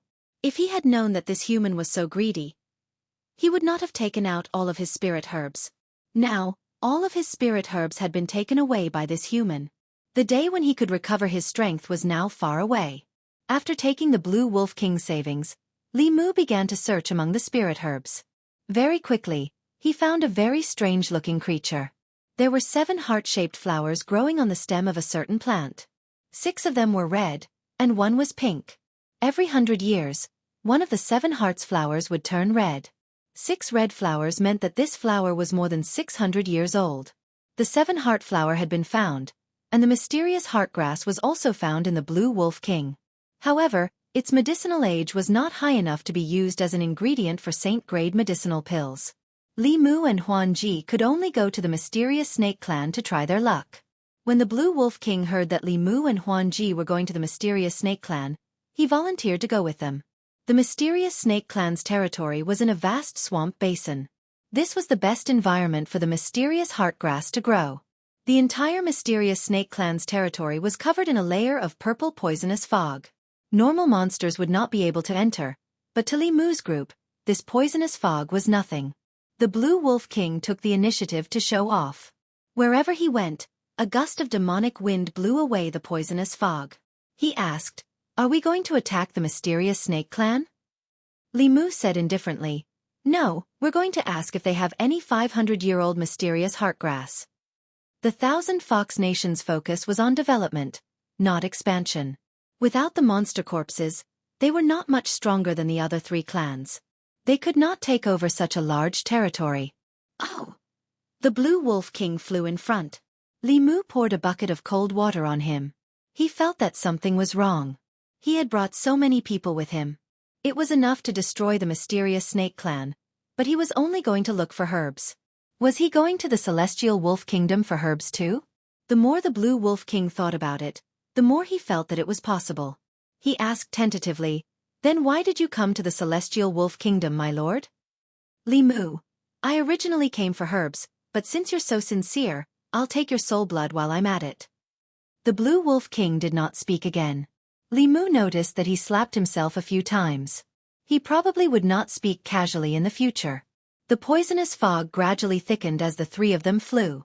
They could no longer see the sun when they looked up. Rugged rocks began to appear frequently in the swamp. Some of these rocks were dozens of feet tall, while others were hundreds of feet tall. They emitted a faint demonic aura. The Blue Wolf King was getting impatient. After asking for instructions from Li Mu, he howled to the sky and shouted, "Zhou Tian, come out and see me!" His aura spread out, and the low-level snake demons in the rocks nearby trembled. An equally powerful aura burst out from the swamp in front of them. In a dozen breaths of time, it arrived in front of the 3 of them. A thin man in white floated in the air. When he saw the Blue Wolf King opposite him, as well as Li Mu and Phantom Princess behind him, his eyes narrowed. He said warily, "Blue Wolf, what are you doing here?" Li Mu had a good impression of the Snake Clan. He smiled at the man in white and said, "We're here to ask the Snake King for a 500-year-old mysterious heartgrass." The white-robed man didn't believe Li Mu's words at all. The ambitious Blue Wolf King had brought 2 powerful cultivators here just to ask for a single herb. Who the hell would believe him? This treacherous old wolf must be up to no good. The man in white let out a long howl. In the fog, countless auras closed in. Soon, they surrounded Li Mu, Phantom Princess, and the other 2. These people were obviously the strong people of the Snake Clan. Their eyes shone fiercely. Among these auras, there were 2 6th-level auras and more than 10 5th-level auras. The man in white looked at the Blue Wolf King and said coldly, "Get out. Otherwise, don't blame me for being rude. You're not my match now." This time, to show his goodwill, Li Mu kept the spirit corpses in his cave abode. However, in this situation, a battle could break out at any moment. Even if the Snake Clan had the mysterious heartgrass, they would not give it to him. Therefore, Li Mu summoned all the spirit corpses. 1 7th level and 10 6th level. The aura of the snake clan was instantly suppressed. Li Mu looked at the 9-heaven snake king and repeated, "We're here to ask the snake king for a 500-year-old mysterious heartgrass. We can also exchange for it with other spirit herbs of equal value." The 9-heaven snake king thought for a moment and slowly reached out his hand. A white light flashed in his palm and a plant with a long leaf floated in his hand. The plant slowly flew towards Li Mu. The 9-heaven snake king said, "There's no need to exchange. You're a guest from afar. This mysterious heartgrass is for you." Li Mu accepted the spirit herb and cupped his hands. "Thank you, Snake King." Then, he waved his hand and a jade slip flew towards the 9-heaven snake king. Seeing the group leave, a snake demon flew over and said in shock, "That seems to be the Queen of Thousand Fox Country, Phantom Princess, and the State Preceptor of Thousand Fox Country. The Fox Clan and the Wolf Clan are mortal enemies. Why are they with the Blue Wolf King?" The 9-heaven snake king looked in front of him in shock. He used his divine sense to check the jade slip and found that it recorded a snake clan divine ability that even he didn't know about. Although it wasn't very powerful, it was more than enough to exchange for a spirit herb. At this moment, he was full of questions. These people were really here to ask for spirit herbs. Why was the Blue Wolf King with the people of Thousand Fox Country? The strength of Thousand Fox Country was far beyond his imagination. Even without the appearance of the 10,000 Illusion Lord and Huan Yun, they already had the strength to annihilate the Snake Clan. While the 9-heaven Snake King was still on tenterhooks, Li Mu had already sent Phantom Princess back to Thousand Fox Country and rushed back to Mount Johua as fast as he could. Pill Cauldron Sect. After Shen Jizi put down the sound transmission Dharma artifact, he sighed and said to Wu Chenzi, "Junior brother has found the 7-heart flower and mysterious heartgrass. He's on his way here." Guang Chengzi's face lit up. He said, "Martial uncle can be saved." Only Wu Chenzi was still worried. Even the great elder of the Pill Cauldron sect, who was the strongest in alchemy, had a pitifully low success rate in refining a saint-grade pill. It was already considered lucky if he could refine 1 out of 10 sets of materials. This time, there was only 1 set of materials to refine the demon-subduing pill. If he failed, there would be no more chances. He looked at Guang Qingzi and said, "The Pill Cauldron sect once stored 2 saint-grade demon-subduing pills. One was used by the Great Elder a long time ago, and the other was given to Xuanzong. You can go to Xuanzong and ask. Xuanzong hasn't had any elders break through in recent years, so their pill should still be intact." Hearing this, Guang Qingzi immediately contacted the Spirit Array sect. Not long after, he received news that Xuanzong's demon-subduing pill had been used. Wu Chenzi didn't say anything, but Guang Qingzi sensed her strangeness. He asked, "Senior sister, is there something wrong with this?" Wu Chenzi shook her head and said, "The demon-subduing pill is only used when one fails to break through, their spiritual power reverses, and their violent emotions suppress their rationality. Xuanzong hasn't had any elders break through in recent years." Guang Qingzi understood what she meant. He bowed to Wu Chenzi and said, "Please, senior sister." Xuanzong. Dao Chengzi sat cross-legged on a futon with a pill floating in his hand.